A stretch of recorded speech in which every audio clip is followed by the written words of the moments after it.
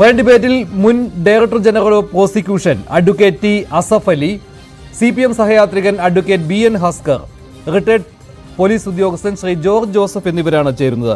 ആദ്യം advocate T Asaf Ali, എന്താണ് ഇവിടെ കേരള പോലീസിൽ സംഭവിക്കുന്നത്? ഇതെല്ലാം നടക്കുന്നതാണെന്ന്, ഗുണ്ടകളും പോലീസും തമ്മിൽ ഒരു നെക്സസ് ഉണ്ട്, ഒരു ബന്ധമുണ്ട് എന്നുള്ള കാര്യം എല്ലാവർക്കും അറിയാവുന്നതാണ്. ഇത് പലതവണ റിപ്പോർട്ടുകളായിട്ട് ഞങ്ങളൊക്കെ നൽകുന്നതാണ്. പക്ഷേ എന്നിട്ടും ഓപ്പറേഷൻ ആഗ് പോലുള്ള ഏറ്റവും പ്രധാനപ്പെട്ട ഒരു ഗുണ്ടവേട്ട, ഗുണ്ടകളെ പിടിക്കുവാനുള്ള ഒരു ഓപ്പറേഷൻ നടക്കുന്ന ഈ സമയത്ത് ഇത്തരമൊരു സംഭവം നടക്കുന്നു എങ്കിൽ അത് കൃത്യമായിട്ട് കേരള പോലീസിൽ നിന്ന് വിവരങ്ങൾ അപ്പോൾ ഗുണ്ടകൾ അറിയുന്നുണ്ട് എന്നതിന് വ്യക്തമായ തെളിവാണല്ലോ. ഒന്നും ഒരൊറ്റപ്പെട്ട സംഭവമായി കാണാൻ കഴിയുകയുമില്ല.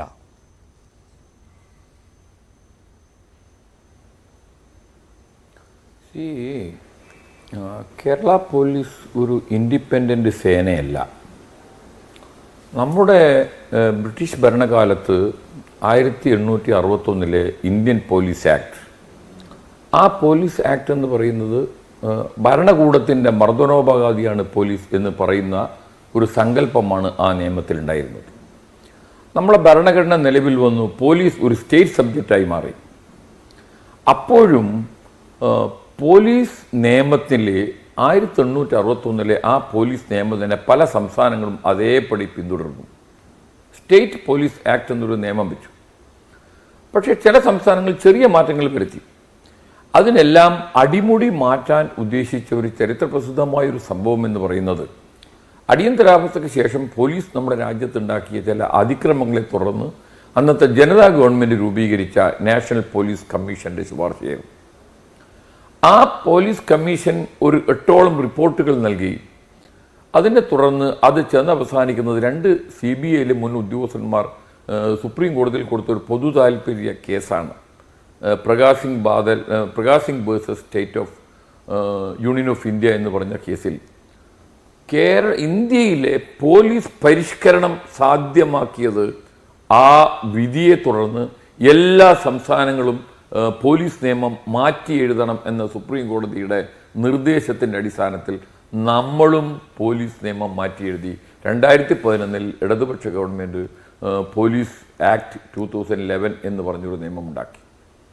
ഇപ്പം നമ്മൾ ഇന്നലെയും ഇന്നും മാത്രമല്ല, കഴിഞ്ഞ ഒരു 5-8 മാസമായി കേരളത്തിൽ പ്രത്യേകിച്ച് നമ്മുടെ തെരഞ്ഞെടുപ്പിനോടനുബന്ധിച്ച് പുറത്തു വന്നിരിക്കുന്ന ഞെട്ടിക്കുന്ന സംഭവങ്ങൾ, കേരളത്തിലെ പോലീസ് എന്ന് പറയുന്നത് ഗുണ്ടകളുടെ ശമ്പളക്കാരാണോ അവരുടെ ദാസ്യവേല ചെയ്യുന്നവരാണോ എന്ന് തോന്നിപ്പിക്കുന്ന രീതിയിലാണ്. കാരണം എന്തുകൊണ്ടാണ് ഇത് സംഭവിക്കുന്നത്? ഞാൻ ആദ്യം പറഞ്ഞ മാതിരി പോലീസ് ഒരു ഇൻഡിപെൻഡൻറ്റ് സേനയല്ല. പോലീസിനെ നിയന്ത്രിക്കുന്നത് സർക്കാരാണ്. 2011 പോലീസ് നിയമം മാറ്റി എഴുതിയെങ്കിൽ പോലും എക്സിക്യൂട്ടീവിൻ്റെ ഒരു കൺട്രോളാണ് പോലീസിന് ഇപ്പോഴും നിയന്ത്രിക്കപ്പെടുന്നത്. അപ്പോൾ പോലീസിന് സാധാരണഗതിയിൽ ലഭിക്കേണ്ട ഒരു ഫങ്ഷണൽ ഫ്രീഡം പോലീസിന് ഇപ്പോഴും ഇല്ല. കേസന്വേഷണത്തിൽ പോലും ഒരു ഫങ്ഷണൽ ഫ്രീഡം ഇല്ല. അപ്പോൾ കേരള പോലീസിനെ കുറിച്ച് ചുറ്റിപ്പറ്റി പുറത്തു വന്നിരിക്കുന്ന വിവരങ്ങളെല്ലാം രാഷ്ട്രീയ നേതൃത്വത്തിൻ്റെ പിടിപ്പുകേടും കൊള്ളരുതായ്മയും അവർ തങ്ങളുടെ അജ്ഞാനവർത്തികളായിട്ടുള്ള ഒരു സേനയാക്കി പോലീസിനെ മാറ്റാനുള്ള ശ്രമത്തിൻ്റെ ബഹിർപ്രകടമാണ് ഇന്ന് പോലീസ് നേരിടുന്ന ഏറ്റവും വലിയ തകർച്ച, അല്ലെങ്കിൽ അതിൻ്റെ ഏറ്റവും വലിയ പോലീസിൻ്റെ ഇനാക്ഷൻ, ലഥാർജി അല്ലെങ്കിൽ ഡിറ്റോറേഷൻ എന്ന് വേണമെങ്കിൽ പറയാം. തെരഞ്ഞെടുപ്പിന് തൊട്ട് മുമ്പ് state police chief, ADGP crime, law and order, എല്ലാ സ്റ്റേറ്റ് പോലീസ് ഡിസ്ട്രിക്ട് പോലീസ് ചീഫുമാർക്ക് ഒരു നിർദ്ദേശം കൊടുത്തു. 1800ഓളം റൗഡി ഷീറ്റിലുള്ള പ്രതികളെ ഉടൻ അറസ്റ്റ് ചെയ്യണം എന്ന് പറഞ്ഞുകൊണ്ടായിരുന്നു നിർദ്ദേശം. ആ ലിസ്റ്റ് കേന്ദ്ര ഇലക്ഷൻ കമ്മീഷന് കൊടുത്തു. തെരഞ്ഞെടുപ്പിന് തൊട്ട് മുമ്പാണ്.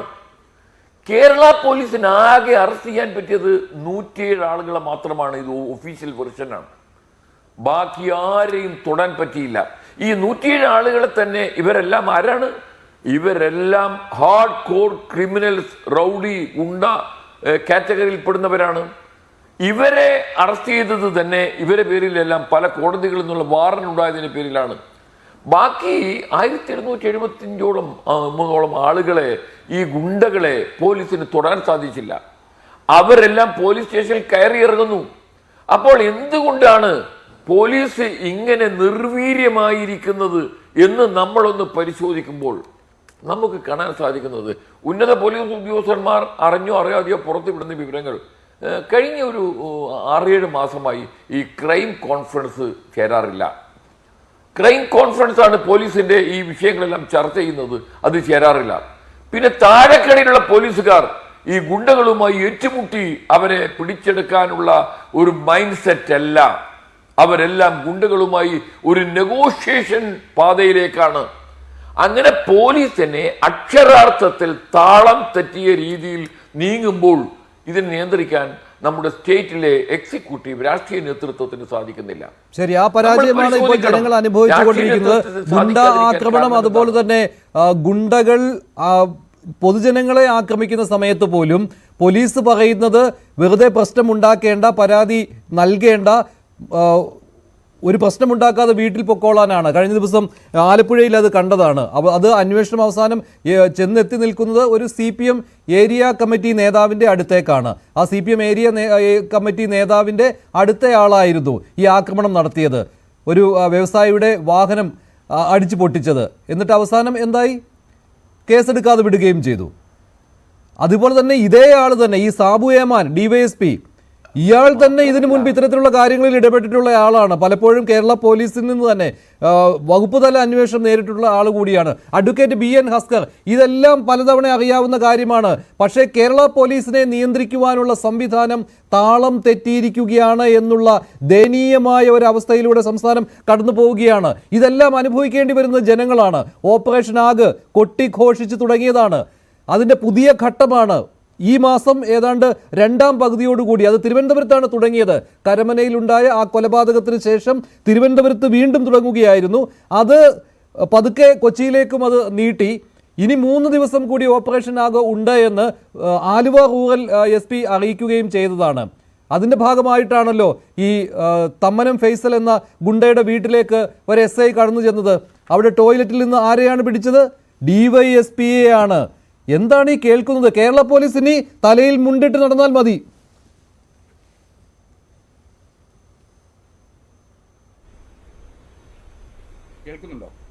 കേൾക്കുന്നുണ്ട്. ഹസ്കർ പറഞ്ഞോളൂ. അഞ്ജുഷ്, കേരള പോലീസ് ഇപ്പോഴൊരു 1% വരുന്ന കേരള പോലീസിലെ ഉദ്യോഗസ്ഥന്മാർ ഇത്തരത്തിൽ സാമൂഹ്യ വിരുദ്ധരുമായി കൂട്ടുകെട്ടുണ്ടാക്കുന്നവരായിട്ടുള്ളവരുണ്ട്. ഇന്ത്യയുടെ റാങ്കിങ്ങിൽ കേരള പോലീസിന്റെ റാങ്ക് എന്ന് പറയുന്നത് 1ാം സ്ഥാനം. കേസ് അന്വേഷണത്തിന്റെ കാര്യത്തിലാണെങ്കിലും ശിക്ഷ വാങ്ങിക്കൊടുക്കുന്നതിന്റെ കാര്യത്തിലാണെങ്കിലും കേരള പോലീസ് അങ്ങനെ 1ാം സ്ഥാനത്ത് നിൽക്കുന്നത് ആ മികച്ച പോലീസിംഗ് സംവിധാനം കേരളത്തിൽ ഉള്ളത് കൊണ്ട് മാത്രമാണ്.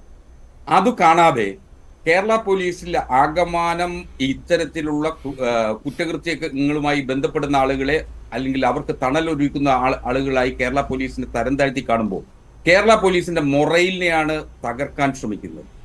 ഞാൻ ചോദിക്കുകയാണ്, കേരള പോലീസിനെ നിർവീര്യമാക്കുന്നത് കേരള പോലീസിനെ നിയന്ത്രിക്കുന്നവർ തന്നെയാണ്. അല്ലാതെ കേരള പോലീസിന്റെ മൊറയിലിനെ നശിപ്പിക്കുന്നത് ഗുണ്ട ആക്രമണങ്ങളും ഗുണ്ടകളെ കുറിച്ചുള്ള വിവരങ്ങളും പുറത്തുവിടുന്ന മാധ്യമങ്ങളല്ല. അഡ്വക്കേറ്റ് BN ഹസ്കർ, അത് താങ്കൾ ആദ്യം മനസ്സിലാക്കണം. ഈ മൊറയിലിനെ നശിപ്പിക്കുന്നത് ആ സംവിധാനം തന്നെയാണ് നശിപ്പിക്കുന്നത്. നല്ല ഒരുപാട് പോലീസുകാർ സംസ്ഥാനത്തുണ്ട്, അവരുടെ ആത്മവീര്യം നശിപ്പിക്കുകയാണ്. ഗുണ്ടകളെ പിടിക്കുന്നതിന് വേണ്ടി SIമാർ പുറപ്പെടുന്ന സമയത്ത് തന്നെ വിവരം അവിടെ കിട്ടുകയാണ്. അവിടെ വിരുന്നുണ്ണുന്നത് കേരള പോലീസിലെ മുതിർന്ന ഉദ്യോഗസ്ഥരാണ്. ഇത് നല്ല സന്ദേശമല്ല പുറത്തേക്ക് നൽകുന്നത്. ഗുണ്ടകൾ വിലസുന്നു, അവർ റീൽസ് ഇടുന്നു. ഇവരെല്ലാം ക്രിമിനൽ ലിസ്റ്റിലുള്ളവരാണ്, ഇവർക്കെതിരെ പല കേസുകൾ ഉള്ളവരാണ്. എന്നിട്ടും ആരെയും പിടിക്കുന്നില്ല. മഞ്ജുഷ്, അതില് ഏറ്റവും പ്രധാനപ്പെട്ട ഒരു വസ്തുത അങ്ങുകൂടി മനസ്സിലാക്കും. നിങ്ങൾ മാധ്യമ പ്രവർത്തകർക്കിടയിൽ കള്ളനാണയങ്ങളില്ലേ? ഞങ്ങൾ അഭിഭാഷകർക്കിടയിലും കള്ളനാണയങ്ങളുണ്ട്. ഏതു സമൂഹത്തിലും ഇത്തരം കള്ളനാണയങ്ങളുണ്ട്. അത്തരം കള്ളനാണയങ്ങൾ പോലീസിലുമുണ്ട്. 50 ലക്ഷം വരുന്ന ഒരു വലിയ സേനയാണ് പോലീസ്. ആ പോലീസിൽ സമൂഹത്തിലെ പുഴുക്കുത്തുകൾ, ഇങ്ങനെ ആ ജീർണതകൾ ആ പോലീസിലേക്കും വരുന്നതിനെ നമുക്ക് ഒരു തരത്തിലും തടയാനാവില്ല. അത് തിരുത്തേണ്ടതും അങ്ങനെ തിരുത്തപ്പെടേണ്ടതുമായിട്ടുള്ള ആളുകൾ പോലീസ് സേനയിൽ ഉണ്ട് എങ്കിൽ അവർ വ്യക്തിപരമായാണത് തിരുത്തേണ്ടത്. അല്ലല്ല, വ്യക്തിപരമായിട്ട് അല്ല തിരുത്തേണ്ടത്. ഇതേ ആളുകൾ തന്നെ ഇതേ കാര്യങ്ങൾ ആവർത്തിച്ചു കൊണ്ടിരിക്കുകയാണ് അഡ്വക്കേറ്റ് ബി എൻ ഹസ്കർ. ഈ സാബു എന്നയാൾ റിട്ടയർമെന്റിന്റെ 3 ദിവസം മുൻപ് വരെ സേനയിൽ തുടരുന്നു എങ്കിൽ അയാൾക്ക് കൃത്യമായ സഹായം മേലാവിൽ നിന്ന് കിട്ടിയിട്ടുണ്ട്. അയാളും ഗുണ്ടകളും അയാളും ക്രിമിനൽസുമായുള്ള ബന്ധം ഊട്ടി ഉറപ്പിക്കുന്നതിൽ രാഷ്ട്രീയ താല്പര്യങ്ങൾ പോലും ഉണ്ടാകും. അയാളുടെ ഹിസ്റ്ററി എടുത്ത് പരിശോധിച്ച് നോക്കൂ താങ്കൾ. അങ്ങനെ ഓരോരോ ഇത്തരത്തിലുള്ള ഏമാന്മാരുടെ ഹിസ്റ്ററി എടുത്ത് നോക്കിയാൽ വ്യക്തിപരമായി ഇടപെടുന്നവരല്ല അവരൊന്നും. ആ ബന്ധത്തിന് പിന്നിൽ ചില രാഷ്ട്രീയ താല്പര്യങ്ങളും ഉണ്ടാവും. ഈ ഗുണ്ടകളെ വളർത്തുന്നതും ഇവർ തന്നെയാണ്. എന്നിട്ട് വന്ന് മേനി പറയരുത്. ഇപ്പോൾ കഴിഞ്ഞ ദിവസം ആലുവ റൂറൽ SP പറയുകയാണ് 2000-ഓളം ഗുണ്ടകളെ ഞങ്ങൾ പിടിക്കാൻ പോവുകയാണ് എന്ന്. കണക്കിവിടെ അഡ്വക്കേറ്റ് ടി അസഫ് അലി പറഞ്ഞു എത്ര പേരെ അകത്താക്കുവാൻ കഴിഞ്ഞിട്ടുണ്ട് എന്ന്. അങ്ങനെയല്ല മഞ്ജുഷ്, ഇതില് കേരളത്തിലൊരു സമഗ്രമായ ഒരു നിയമമുണ്ട്. ആ കാപ്പ ആക്ടിന്റെ പരിധിയിൽ ചെയ്യാൻ കഴിയുന്നതൊക്കെ പോലീസ് ചെയ്യുന്നില്ല എന്നുള്ള അർത്ഥത്തിലുള്ള ഒരു വിമർശനം ഇക്കാര്യത്തിൽ ഏറ്റെടുക്കാൻ ബുദ്ധിമുട്ടുണ്ട്. പക്ഷെ എന്നിട്ടും കേരളത്തിൽ ഗുണ്ടകൾ വിലസുന്നു എന്നുള്ളതാണോ നിങ്ങൾ പരിശോധിക്കുന്നത്? കേരളത്തിലെ ജയിലുകൾ ഇന്ന് അതിന് താങ്ങാൻ കഴിയുന്നതിലും ഇരട്ടിയിലധികം കുറ്റവാളികളെയും അല്ലെങ്കിൽ കുറ്റാരോപിതരെയും കൊണ്ട് നിറഞ്ഞു കിടക്കുകയാണ്. അതാണ് കേരളത്തിലെ ജയിലുകളുടെ അവസ്ഥ. ആ ജയിലുകളിൽ ഇത്രയധികം ജയിലുകൾ നിറയുന്നു എങ്കിൽ അത് പോലീസ് സമഗ്രമായി കേരളത്തിൽ ജാഗരൂകരായി പ്രവർത്തിക്കുന്നു എന്നുള്ളതിന്റെ ഉത്തമ ഉദാഹരണമാണ്. കേരളത്തിലെ പോലീസ്, നമ്മളെല്ലാവരും വീട്ടിൽ രാത്രി വളരെ സുഗമമായി ഉറങ്ങുമ്പോൾ അവർ ഉറക്കമൊഴിഞ്ഞ് നമ്മുടെ നിരത്തുകളിൽ ജാഗ്രതയോടെ ഇരിക്കുന്നത് കൊണ്ടാണ് നമുക്ക് ഉറങ്ങാൻ കഴിയുന്നത് എന്ന വസ്തുത മനസ്സിലാക്കണം. അതിൽ ചില കുറ്റവാളികളായിട്ടുള്ള പോലീസ് ഉദ്യോഗസ്ഥന്മാരുണ്ട്. ഈ ഇടതുപക്ഷ ജനാധിപത്യ മുന്നണി ഗവൺമെന്റ് മാത്രമാണെന്ന് 97 കുറ്റവാളികളായിട്ടുള്ള പോലീസുകാരെ സേനയിൽ നിന്ന് പിരിച്ചുവിടാൻ തയ്യാറായിട്ടുള്ളത്. ഇനിയും അതിൽ 500-ലധികം പേർ ആ ലിസ്റ്റിൽ ഇനിയും പെൻഡിംഗ് ആണ്. അവരെ ഏതെങ്കിലും തരത്തിൽ കുറ്റവാളികളായിട്ടുള്ളവർ പോലീസ് സേനയിൽ ഉണ്ടെങ്കിലോ കുറ്റവാളികളുമായി കൂട്ടുകെട്ടുള്ളവർ പോലീസ് സേനയിൽ ഉണ്ടെങ്കിലോ അവരുടെ കണക്കെടുപ്പെടുക്കുന്നതിന്റെ സാഹചര്യം പോലീസ് തയ്യാറായി കഴിഞ്ഞിട്ടുണ്ട്. അങ്ങനെ വന്നാൽ അവർ ഈ സേനയിൽ ഉണ്ടാവില്ല. അവർ സേനയിൽ നിന്ന് പുറത്തു പോകേണ്ട സാഹചര്യം ഉണ്ടാവും എന്നുള്ളത് ഉറപ്പാണ്. അത്തരമൊരു ആർജവമുള്ള രാഷ്ട്രീയ നേതൃത്വമാണ് ഇന്ന് കേരളം ഭരിക്കുന്നത്. നിങ്ങൾ ഈ ഒറ്റപ്പെട്ട വസ്തുതകളെ, ഇപ്പോ സാബു എന്ന് പറയുന്ന ഒരു DYSP, ഫൈസൽ എന്ന് പറയുന്ന ഒരു ഗുണ്ടയുടെ വീട്ടിൽ പോയി എന്നുള്ളതാണ് ഒരു വലിയ അപരാധം ആയി പോലീസ് സേനയെ പറയണ്ട. ലഘൂകരിക്കരുത്. ഈ സർവീസ് കാലയളവിൽ എത്രമാത്രം പൊതുജനങ്ങളുടെ കണ്ണീർ വീഴ്ത്തിയിട്ടുള്ള ആളായിരിക്കും ഈ സാബു എന്നുള്ള DYSP എന്നുള്ള കാര്യം താങ്കളോട് പ്രത്യേകിച്ച് പറഞ്ഞു തരേണ്ട ആവശ്യമില്ലല്ലോ. ഈ റിട്ടയർമെന്റിന് 2 ദിവസം മുമ്പ് വരെ ഗുണ്ടാ നേതാവിന്റെ വിരുന്നുണ്ണാൻ പോയ ആ പോലീസ് ഏമാൻ എത്രമാത്രം വൃത്തികേടുകൾ ഈ സേനയ്ക്കുള്ളിലിരുന്ന് നടത്തിയിട്ടുണ്ട്. അതൊരു ഒറ്റപ്പെട്ട സംഭവമേ അല്ല. ഇത്തരത്തിലുള്ള എത്രയോ ഗുണിതങ്ങൾ കേരള പോലീസിലുണ്ട് ശ്രീ അഡ്വക്കേറ്റ് BN ഹസ്കർ. ഇതൊന്നും ഒറ്റപ്പെട്ട സംഭവമല്ല. കേരള മുഖ്യമന്ത്രി പറയുന്നത് പോലെ താങ്കൾ പറയരുത്. ശ്രീ ജോർജ് ജോസഫ്, ഇതൊരു ഒറ്റപ്പെട്ട സംഭവമായി താങ്കൾ കാണുന്നുണ്ടോ? ഇവിടെ കേരള പോലീസിനെ മഹത്വവൽക്കരിച്ചുകൊണ്ട് ശ്രീ അഡ്വക്കേറ്റ് BN ഹസ്കർ കേരള പോലീസിനെ ഇകഴ്ത്തി കാട്ടുന്നില്ല. നല്ല ഉദ്യോഗസ്ഥരുണ്ട്, കേസ് തെളിയിക്കാൻ പ്രാപ്തരായവരുണ്ട്, തെളിയിക്കാൻ ബുദ്ധിമുട്ടുള്ള കേസെന്ന് വിധി എഴുതിയ കേസുകൾ പോലും തെളിയിച്ചിട്ടുള്ളവരാണ് കേരള പോലീസ്. പക്ഷേ ഈ പുഴുക്കുത്തുകൾ കേരള പോലീസിന്റെ യശസ്സിന് മങ്ങലേൽപ്പിക്കുന്നവരാണ്, നാണക്കേടിന്റെ പടുകുഴിയിലേക്ക് കേരള പോലീസിനെ തള്ളിവിടുന്നവരാണ്. പക്ഷേ ഇത് ഒറ്റപ്പെട്ട സംഭവമാണെന്ന് പറയാൻ കഴിയുമോ? താങ്കൾ അങ്ങനെ പറയുമോ?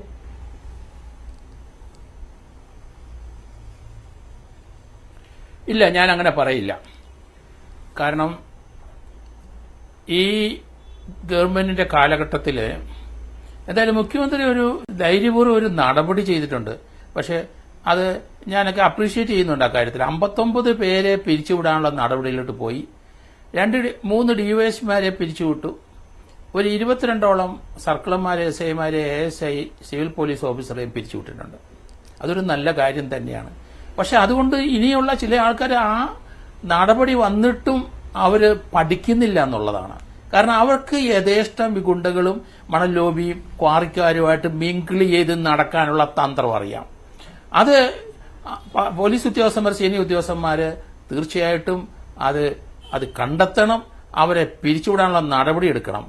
കാരണം നേരത്തെ മോൻസൺ മാവുങ്കലിന്റെ കേസ് സമയത്ത് മോൻസൺ മാവുങ്കലിന്റെ എതിരായിട്ട് റിപ്പോർട്ട് കൊടുക്കാൻ തയ്യാറായ സാബു എന്ന് പറഞ്ഞ SP ആലപ്പുഴയുണ്ട്. അദ്ദേഹത്തിനെതിരായിട്ട് നടപടി തുടങ്ങിയിട്ടുണ്ടായിരുന്നു അന്ന്. അതാണ് ഉന്നതരായ പലരും ഇതുപോലുള്ള കേസിന് അത് ഉൾപ്പെട്ട് കഴിഞ്ഞാൽ ഓണസ്റ്റായ നല്ല സ്ട്രെയിറ്റ് ഫോർവേഡായ പോലീസ് ഉദ്യോഗസ്ഥന്മാർ സഫർ ചെയ്യും. ഇപ്പൊ തമാശനാണേലും യൂട്യൂബിൽ ഞാൻ ഒത്തിരി കണ്ടു, ആ അങ്കമാലി SIയുടെ കാര്യം പോക്കാണെന്ന്. കാരണം അങ്ങേര് സത്യസന്ധമായിട്ട് ഒരു ഡ്യൂട്ടി ചെയ്തു. എവിടെയൊക്കെ അങ്ങേരുടെ ലിമിറ്റിലെ ഗുണ്ടകളുണ്ടോ അവരെ ഒബ്സർവ് ചെയ്യാനും അവരെ നിരീക്ഷിക്കാനുള്ള തന്ത്രം അങ്ങേരുണ്ട്. അതുകൊണ്ടാണ് ഇവിടെ ഒരു കാറിനകത്ത് 4-5 പേര് ആ വീട്ടിലോട്ട്, ഫൈസലിന്റെ വീട്ടിലോട്ട് കയറി എന്നറിഞ്ഞപ്പം തന്നെ അങ്ങേര് വരുന്നത്. അപ്പൊ അതൊരു നല്ല ലക്ഷണമായിട്ട് കാണുന്നുണ്ട് ഞാൻ. പല സ്ഥലത്തും അതുപോലെയുള്ള ഓഫീസേഴ്സും ഉണ്ട്. പക്ഷേ കേരളത്തിലെ ചില പോലീസ് ഉദ്യോഗസ്ഥന്മാര്, ഇതുപോലെയുള്ള ചില പോലീസ് ഉദ്യോഗസ്ഥന്മാരെ പല രാഷ്ട്രീയക്കാരുടെയും തണല് പറ്റി, അത് ചില സീനിയർ പോലീസ് ഉദ്യോഗസ്ഥന്മാരുടെയും അവരുടെ കയ്യിലെടുത്തും ഇങ്ങനെ കുറെ ആൾക്കാർ വാങ്ങിച്ച് SP മാരായി IPS കിട്ടിപ്പോകുന്നുണ്ട്. ഇന്ത്യൻ പ്രസിഡന്റ് മെഡലൊക്കെ ഇഷ്ടം പോലെ വാങ്ങിച്ചു കൂട്ടുന്നുണ്ട്.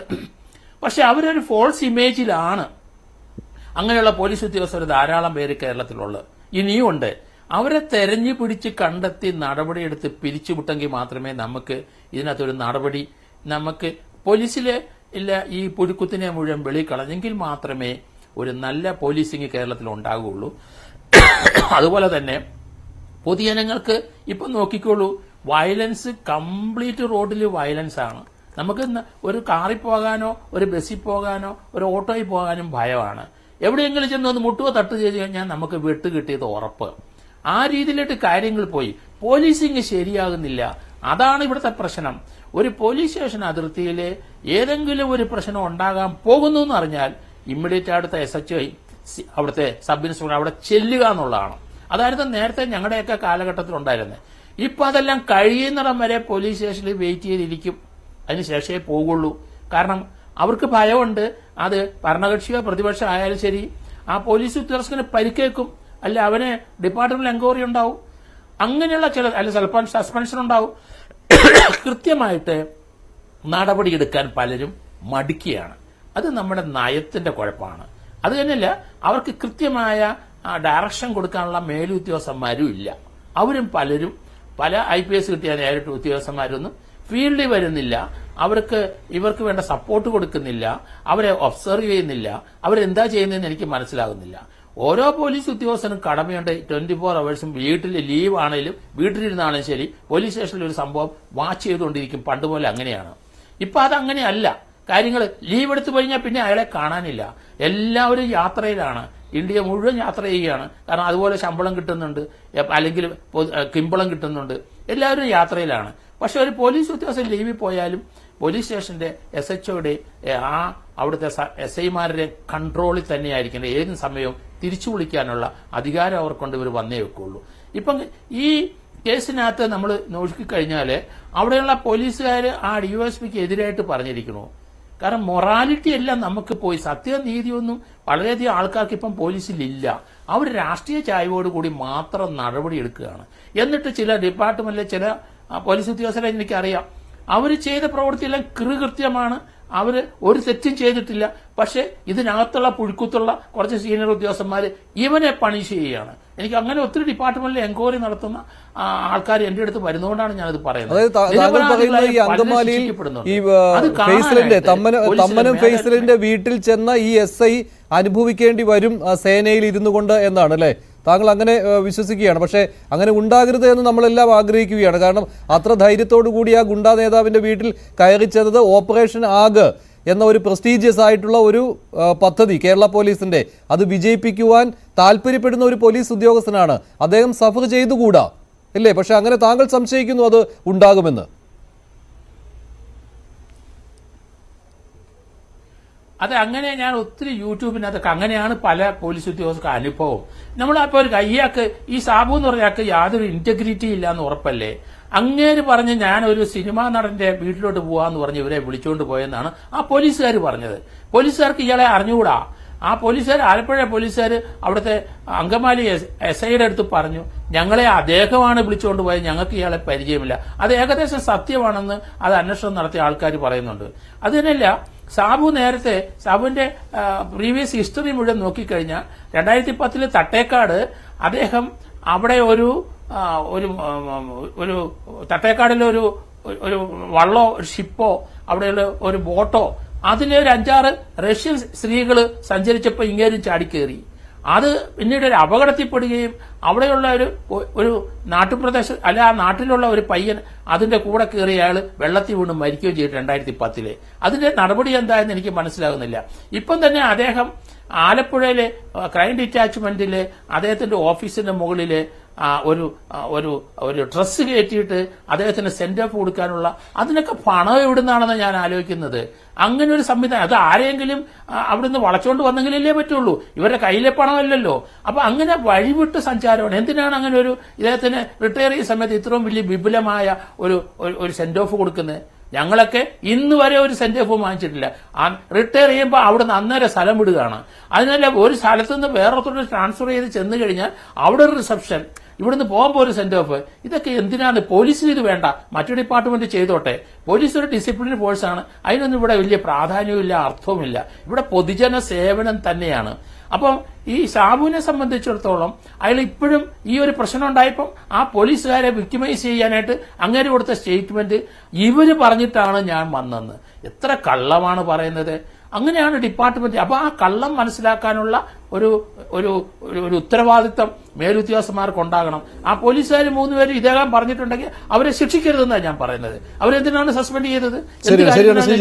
മാത്രമല്ല എസ് ഐയുടെ കാര്യമാണ് വേവലാതി ഉണ്ടാക്കുന്നത്. കാരണം ആ എസ് ഐക്ക് എന്തെങ്കിലും വകുപ്പ് നല്ല ആക്ഷൻ പിന്നീട് ഈ സംഭവം എല്ലാം കഴിഞ്ഞ് കുറെ നാളുകൾ കഴിയുമ്പോൾ അദ്ദേഹത്തിനെതിരെ എന്തെങ്കിലും നടപടി ഉണ്ടായാൽ അത് സേനയ്ക്കിടെ ആകെ മനോവീര്യം തകർക്കുന്ന ഒരു സംഭവമായി മാറുകയും ചെയ്യും. പക്ഷേ എന്തായാലും ആ എസ് ഐയെ നമ്മൾ അഭിനന്ദിച്ചേ പറ്റുകയുള്ളൂ. ഈ ഒരു സമയത്ത് ഓപ്പറേഷൻ ആഗിനെ വിജയിപ്പിക്കാൻ വേണ്ടി ശ്രമിച്ച ആൾ എന്ന നിലയിൽ അത് ഏമാനെ കണ്ടിട്ട് പോലും കവാത്ത് മറക്കാതെ തന്നെ അദ്ദേഹം അത് ചെയ്തു എന്നുള്ളതാണ് അല്ലേ അതിലേറ്റവും പ്രധാനപ്പെട്ട. അത് ഡ്യൂട്ടി മറക്കാതെ തന്നെ ആ കാര്യം ചെയ്തു ആ പോലീസ് ഉദ്യോഗസ്ഥൻ എന്നതാണ് അതിലേറ്റവും എടുത്തു പറയേണ്ട കാര്യം. അഡ്വക്കേറ്റ് അസഫ് അലി, BN ഹസ്കർ പറയുന്ന കാര്യം സംസ്ഥാനത്തെ ജയിലുകൾ നിറഞ്ഞിരിക്കുകയാണ് ക്രിമിനൽസിനെ കൊണ്ട്, അത് കേരള പോലീസിന്റെ ഒരു നേട്ടമാണെന്നാണ്. അപ്പോൾ ആ സമയത്ത് ഏതാനും പുഴുക്കുത്തുകളുണ്ട്, അത് വെച്ചുകൊണ്ട് കേരള പോലീസിനെ ആകെ മോശക്കാരായി ചിത്രീകരിക്കരുത് എന്നാണ് അദ്ദേഹത്തിന്റെ വാക്കുകൾ. അതായത് സംസ്ഥാന സർക്കാർ നല്ല രീതിയിൽ ഈ പോലീസ് സംവിധാനവുമായി ഈ പോലീസ് സംവിധാനത്തെ നയിച്ചു കൊണ്ടുപോകുന്ന ഒരു മുഖ്യമന്ത്രി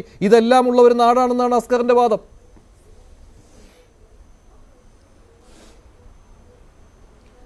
ഈ മലബാറിലൊരു ചൊല്ലുണ്ട്, ഈ മോന്തായം വളഞ്ഞാൽ 44 വളയും. ഇവിടെ വളഞ്ഞിരിക്കുന്നത് ഭരണകൂട നേതൃത്വമാണ്. അതിൻ്റെ ഏറ്റവും നല്ല ഉദാഹരണമാണ് 2007 കാപ്പ നിയമമില്ലേ. കാപ്പ നിയമത്തിൻ്റെ പരിധിയിൽ ആരൊക്കെ വരിക? പാരിസ്ഥിതിക വിധ്വംസകർ, അനധികൃത ഖനനം നടത്തുന്ന ആളുകൾ, ഡിജിറ്റൽ ഡാറ്റ പകർപ്പവകാശ അപകർത്തകൾ, മയക്കുമരുന്ന് കുറ്റവാളികൾ, മയക്കുമരുന്ന് കടത്തുകയും വിതരണം ചെയ്യുകയും നിർമ്മിക്കുകയും ചെയ്യുന്ന ആശാന്മാർ, ഹവാല തട്ടിപ്പുകാർ, വാടക ചട്ടമ്പികൾ, അസന്മാർഗിക കുറ്റവാളികൾ, നമ്മുടെ ഇമ്മോറൽ ട്രാഫിക്, കൊള്ളപ്പലിശക്കാർ, മണി ചെയിൻ കുറ്റക്കാർ, വസ്തു കയ്യേറ്റക്കാർ, ഇങ്ങനെ വലിയൊരു കാറ്റഗറീസാണ്. ഇങ്ങനെയുള്ള 100 കണക്കിന് ഗുണ്ട റൗഡികളെ പേരിൽ കാപ്പ ചുമത്താൻ വേണ്ടി പോലീസ് അന്വേഷണം നടത്തി റെക്കമെൻഡേഷൻ കൊടുത്ത് കലക്ട്രേറ്റിൽ ഇപ്പോഴും പൊടിമുട്ടി നിൽക്കുകയാണ്. കലക്ട്രേറ്റ് എന്ന് പറഞ്ഞാൽ അത് ഭരണകൂടത്തിന്റെ കസ്റ്റഡിയിലാണ്. അപ്പൊ ഇങ്ങനെയുള്ള ഗുണ്ടകൾക്ക്, ഇങ്ങനെയുള്ള റൗഡികൾക്ക് എതിരെ കാപ്പ ചുമത്തി ഒരു വർഷക്കാലമെങ്കിലും അവരെ കരുതൽ തടങ്കലിൽ പാർപ്പിക്കാൻ ഈ ഗവൺമെന്റ് തയ്യാറല്ല. അതിന് പകരം പോലീസിനോട് പറയുന്ന എന്താണ്? അവരുടെ പേരിൽ CRPC 151 പ്രകാരം നിങ്ങൾ അവരെ അറസ്റ്റ് ചെയ്തോ, 24 മണിക്കൂർ സ്റ്റേഷനിൽ വെച്ച് അവർക്ക് ചായയും ചോറും വാങ്ങിക്കൊടുത്ത് അവിടെ വിട്ടോ. അല്ലെങ്കിൽ അവരുടെ പേരിൽ 107 CRPC 107 വകുപ്പ് പ്രകാരം ഒരു RDO കോടതിയിൽ ഒരു ഹർജി കൊടുത്ത് റിപ്പോർട്ട് കൊടുത്ത് അവരുടെ പേരിൽ ഒരു ബോണ്ട് എഴുതി വിട്ടേക്കൂ. ഇത് കേരള പോലീസിന്റെ ഇൻഫർമേഷനാണ്. സംസ്ഥാനത്തെ നിരവധി കലക്ട്രേറ്റുകളിൽ, ജില്ലാ കലക്ട്രേറ്റുകളിൽ പോലീസ് കൊടുത്തിരിക്കുന്ന കാപ്പ റെക്കമെൻഡേഷൻ, ഇത്രയും ഭീകരമായ ഗുണ്ടകളെ, റൗഡികൾക്കെതിരെ കാപ്പ ചുമത്താൻ വേണ്ടി നടപടിയെടുക്കുന്നില്ല. കാരണം രാഷ്ട്രീയ നേതൃത്വത്തിന്റെ സമ്മതമില്ല. മാത്രമാണോ, ആദ്യത്തെ പിണറായി സർക്കാർ, ആദ്യത്തെ ഗവൺമെന്റിൽ ആദ്യത്തെ 5 വർഷം കൊണ്ട് 14 കസ്റ്റഡിയിൽ മരണം നടന്നു. കേരളത്തെ ഞെട്ടിച്ച കസ്റ്റഡി മരണങ്ങളായിരുന്നു അവയെല്ലാം. നമുക്ക് ഓർമ്മയിലെ വരാപ്പുഴയിലെ ഒരു ചെറുപ്പക്കാരനെ പോലീസ് ആളെ മാറി അറസ്റ്റ് ചെയ്ത് കൊണ്ടുപോയി കസ്റ്റഡിയിൽ വെച്ച് പൊതിരെ തല്ലി അവനെ കൊന്നു. ആ പോലീസ് ഓഫീസർക്ക് പ്രൊമോഷൻ കൊടുത്തു, കമ്മീഷണറാക്കി മാറ്റി. ആരാ ചെയ്തത്? സംസ്ഥാനത്തെ ഭരണകൂടമാണ്, സംസ്ഥാനത്തെ രാഷ്ട്രീയ നേതൃത്വമാണ് സംസ്ഥാനം ഭരിക്കുന്ന, അവരാണ് ചെയ്തത്. മാത്രമാണോ 2 മാവോയിസ്റ്റുകളെ വെടിവെച്ച് കൊന്നു നിലമ്പൂരിൽ. എന്താ പോലീസ് പറഞ്ഞത്? ഞാൻ ആ കേസിൽ ഒരു പൊതു താല്പര്യ ഹർജി കൊടുത്തതാണ് CBI ഇൻവെസ്റ്റിഗേഷന്. പോലീസിന്റെ വെർഷൻ എന്താണെന്ന് അറിയുമോ? മാവോയിസ്റ്റുകൾ തുരുതുര പോലീസിനെതിരെ 30 തവണ വെടിവെച്ചു. അപ്പോൾ സ്വയം രക്ഷക്കായി 2 പേരെ വെടിവെച്ച് കൊന്നു. കേന്ദ്രത്തിന്റെ ഫണ്ട് ലഭിക്കാൻ വേണ്ടിയാണ് മാവോയിസ്റ്റിനെ അടിച്ചമർത്തുന്നു എന്ന് പറഞ്ഞ് കേരള പോലീസ് 2 മാവോയിസ്റ്റുകളെ വെടിവെച്ച് കൊന്നത്. ആ കേസിന്റെ മാസർ പരിശോധിച്ചാൽ 30 തവണ പോലീസിനെതിരെ വെടിവെച്ചു എന്ന് പറഞ്ഞിട്ട് ഒരു പോലീസിന്റെ കാറിന്റെ ജീപ്പിന്റെ ഒരു ബോണറ്റിന് പോലും ഒരു പോറൽ സംഭവിച്ചിട്ടില്ല. മാത്രമാണോ കേരള പോലീസ് നിയമത്തിൽ എഴുതി വെച്ചിരിക്കുന്നു വളരെ മര്യാദയുമായി മാന്യമായി പെരുമാറണം. തൃശൂർ ജില്ലയിലെ ഒരു ചെറുപ്പക്കാരൻ, അദ്ദേഹത്തിന്റെ ഹെയർ സ്റ്റൈൽ പോലീസ് ഇഷ്ടപ്പെട്ടില്ല. അവരോട് മുടി വെട്ടിമാറ്റാൻ പറഞ്ഞു. പാവറട്ടിയിൽ അവനെ പോലീസ് സ്റ്റേഷനിൽ കൊണ്ടുപോയി മർദ്ദിച്ചു. അവസാനം അവൻ അവിടുന്ന് ആത്മഹത്യ ചെയ്തു എന്ന് പറഞ്ഞു. അതാണോ സംഭവം ഉണ്ടായത്? അല്ല. വണ്ടൂർ പോലീസ് സ്റ്റേഷനിൽ ഒരു ചെറുപ്പക്കാരൻ ശുചിമുറിയിൽ വെച്ച് ആത്മഹത്യ ചെയ്തു. കേരളം എന്ന് പറയുന്നത് ഒരു കസ്റ്റഡി മരണത്തിന്റെ പേരിൽ ഒരു മുഖ്യമന്ത്രി രാജിവെച്ച സംസ്ഥാനമാണ്. അങ്ങനെ പോലീസിനെ ഒരു കരിമ്പിൻ തോട്ടത്തിൽ കാട്ടാന കയറിയതുപോലെ പൗരന്മാരുടെ ജീവന് സ്വത്തിന് സംരക്ഷണം നൽകേണ്ട പോലീസുകാർ ആളുകളെ കസ്റ്റഡിയിൽ കൊണ്ടുപോയി തല്ലി കൊല്ലുന്നു. 2011 പോലീസ് ആക്ടിൽ എഴുതി വെച്ചിരിക്കുകയാണ് പോലീസ് അപമര്യാദയായി പെരുമാറരുത്, ശരീരം സ്പർശിക്കാൻ പാടില്ല, മർദ്ദിക്കാൻ പാടില്ല, പ്രകോപനമുണ്ടായാൽ പോലും പോലീസ് പൗരന്മാരോട് മാന്യമായി പെരുമാറണം. നമ്മുടെ ബഹുമാന്യനായ മുഖ്യമന്ത്രിയുടെ സെക്യൂരിറ്റി ഗാർഡ് യൂത്ത് കോൺഗ്രസുകാരെ പൊതിരെ തല്ലി. അയാൾ ലോ ആൻഡ് ഓർഡർ ചുമതല ഉണ്ടായിരുന്നില്ല, സിവിൽ ഡ്രസ്സിലാണ്. ആ പൊതിരെ തല്ലിയതിന് അയാൾക്ക് എന്ത് അധികാരമാണുള്ളത്?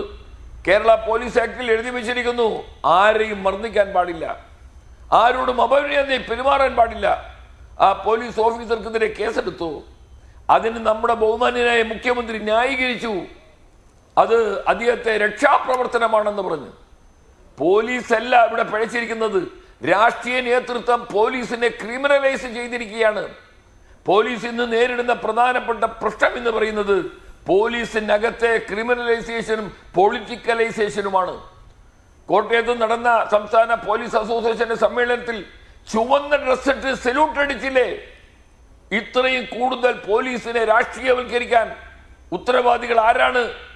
കേരളത്തിലെ ഇടതുപക്ഷ സർക്കാരും അതിന്റെ തലവനായ മുഖ്യമന്ത്രിയുമാണ്. ഒരു നവകേരള സദസ്സ് നടത്തി സംസ്ഥാനത്ത് മുഴുവൻ പോലീസ് യൂത്ത് കോൺഗ്രസ് പ്രവർത്തകന്മാരെ തല്ലി ചതച്ചു. ആർക്കെതിരെ എന്തെങ്കിലും നടപടിയെടുത്തോ? പോലീസ് ഭീകരത എന്ന് നമ്മൾ ഇപ്പോഴും പറയും. പോലീസ് ഭീകരത എന്ന് പറഞ്ഞാൽ 30 വർഷത്തിന് ശേഷം ഒരു ഫേക്ക് എൻകൗണ്ടറിന്റെ പേരിൽ ഒരു പോലീസ് IG ജയിലിൽ കിടക്കേണ്ടി വന്ന സംസ്ഥാനമാണ് കേരളം. പോലീസ് വളരെ വ്യക്തമായി, പണ്ടത്തെ കാലമല്ലല്ലോ ഇപ്പോൾ, നമ്മളെല്ലാം കാണുന്നു പോലീസുകാർ സമാധാനപരമായി പ്രതിഷേധിക്കുന്നവരെ തല്ലുന്നു, കാപ്പ ചുമത്താൻ മടിക്കുന്നു പോലീസുകാർ ഗുണ്ടകൾക്കെതിരെ. മുഖ്യമന്ത്രി സഞ്ചരിച്ച വിമാനത്താവളത്തിൽ വിമാനത്തിനകത്ത് ഒരു മുട്ടുസൂചി പോലും കൊണ്ടുപോകാൻ പറ്റില്ല.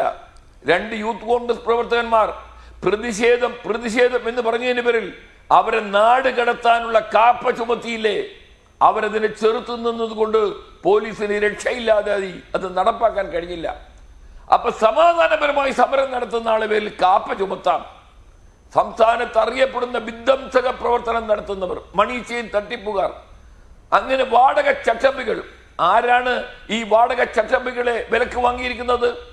നമുക്കറിയുന്നതല്ലേ. ജയിലിൽ കിടക്കുന്ന ആളുകൾക്ക് ഇഷ്ടമോളം പരോൾ കൊടുക്കുന്നു. അവർ പരോളിൽ നിന്ന് പുറത്തു വന്ന് അവർ കൊട്ടേഷൻ വർക്ക് നടത്തുന്നു. അവരല്ലേ സ്വർണം പൊട്ടിക്കൽ എന്ന് പറഞ്ഞൊരു പരിപാടി കോഴിക്കോട് വിമാനത്താവളം കേന്ദ്രീകരിച്ച് നടത്തിയത്? അവര് പേരിൽ എന്തെങ്കിലും നടപടിയെടുത്തോ? അത് മാത്രമല്ല അഡ്വക്കേറ്റ് ആസിഫ് അലി മറ്റൊരു കാര്യം എന്ന് പറഞ്ഞാൽ ഈ സ്വർണം പൊട്ടിക്കുന്ന കാര്യമൊക്കെ ഈ ഗുണ്ടകൾ പരസ്യമായിട്ട് തുറന്നു പറയുകയാണ്. പരസ്യമായിട്ട് തുറന്നു പറയുകയാണ്. കഴിഞ്ഞ ദിവസം തന്നെ ന്യൂസ് 18 സംസാരിച്ച ഗുണ്ടാ നേതാക്കൾ പറയുന്നത് ഞങ്ങൾ സ്വർണം പൊട്ടിക്കലിന് പോകാറുണ്ട്, ഞങ്ങൾ കൊട്ടേഷൻ വർക്കുകൾ ഏറ്റെടുക്കാറുണ്ട്, പോലീസിനെ കൊണ്ട് സാധിക്കാത്ത ഈ ഒത്തുതീർപ്പ് കാര്യങ്ങൾ, കോടതിയിൽ ചെന്നാലും മാസങ്ങളെടുക്കുന്ന ഒത്തുതീർപ്പ് കാര്യങ്ങൾ അത് ഞങ്ങൾ ഏറ്റെടുത്ത് നടത്തി കൊടുക്കാറുണ്ട്, അതിനുള്ള പണവും ഞങ്ങൾ വാങ്ങിയെടുക്കാറുണ്ട് എന്ന് പരസ്യമായിട്ട് വന്നതെന്ന് പറയുകയാണ്. ഒരു നടപടിയും ഒരന്വേഷണവും ഇവർക്കെതിരെ ഉണ്ടാകുന്നില്ല.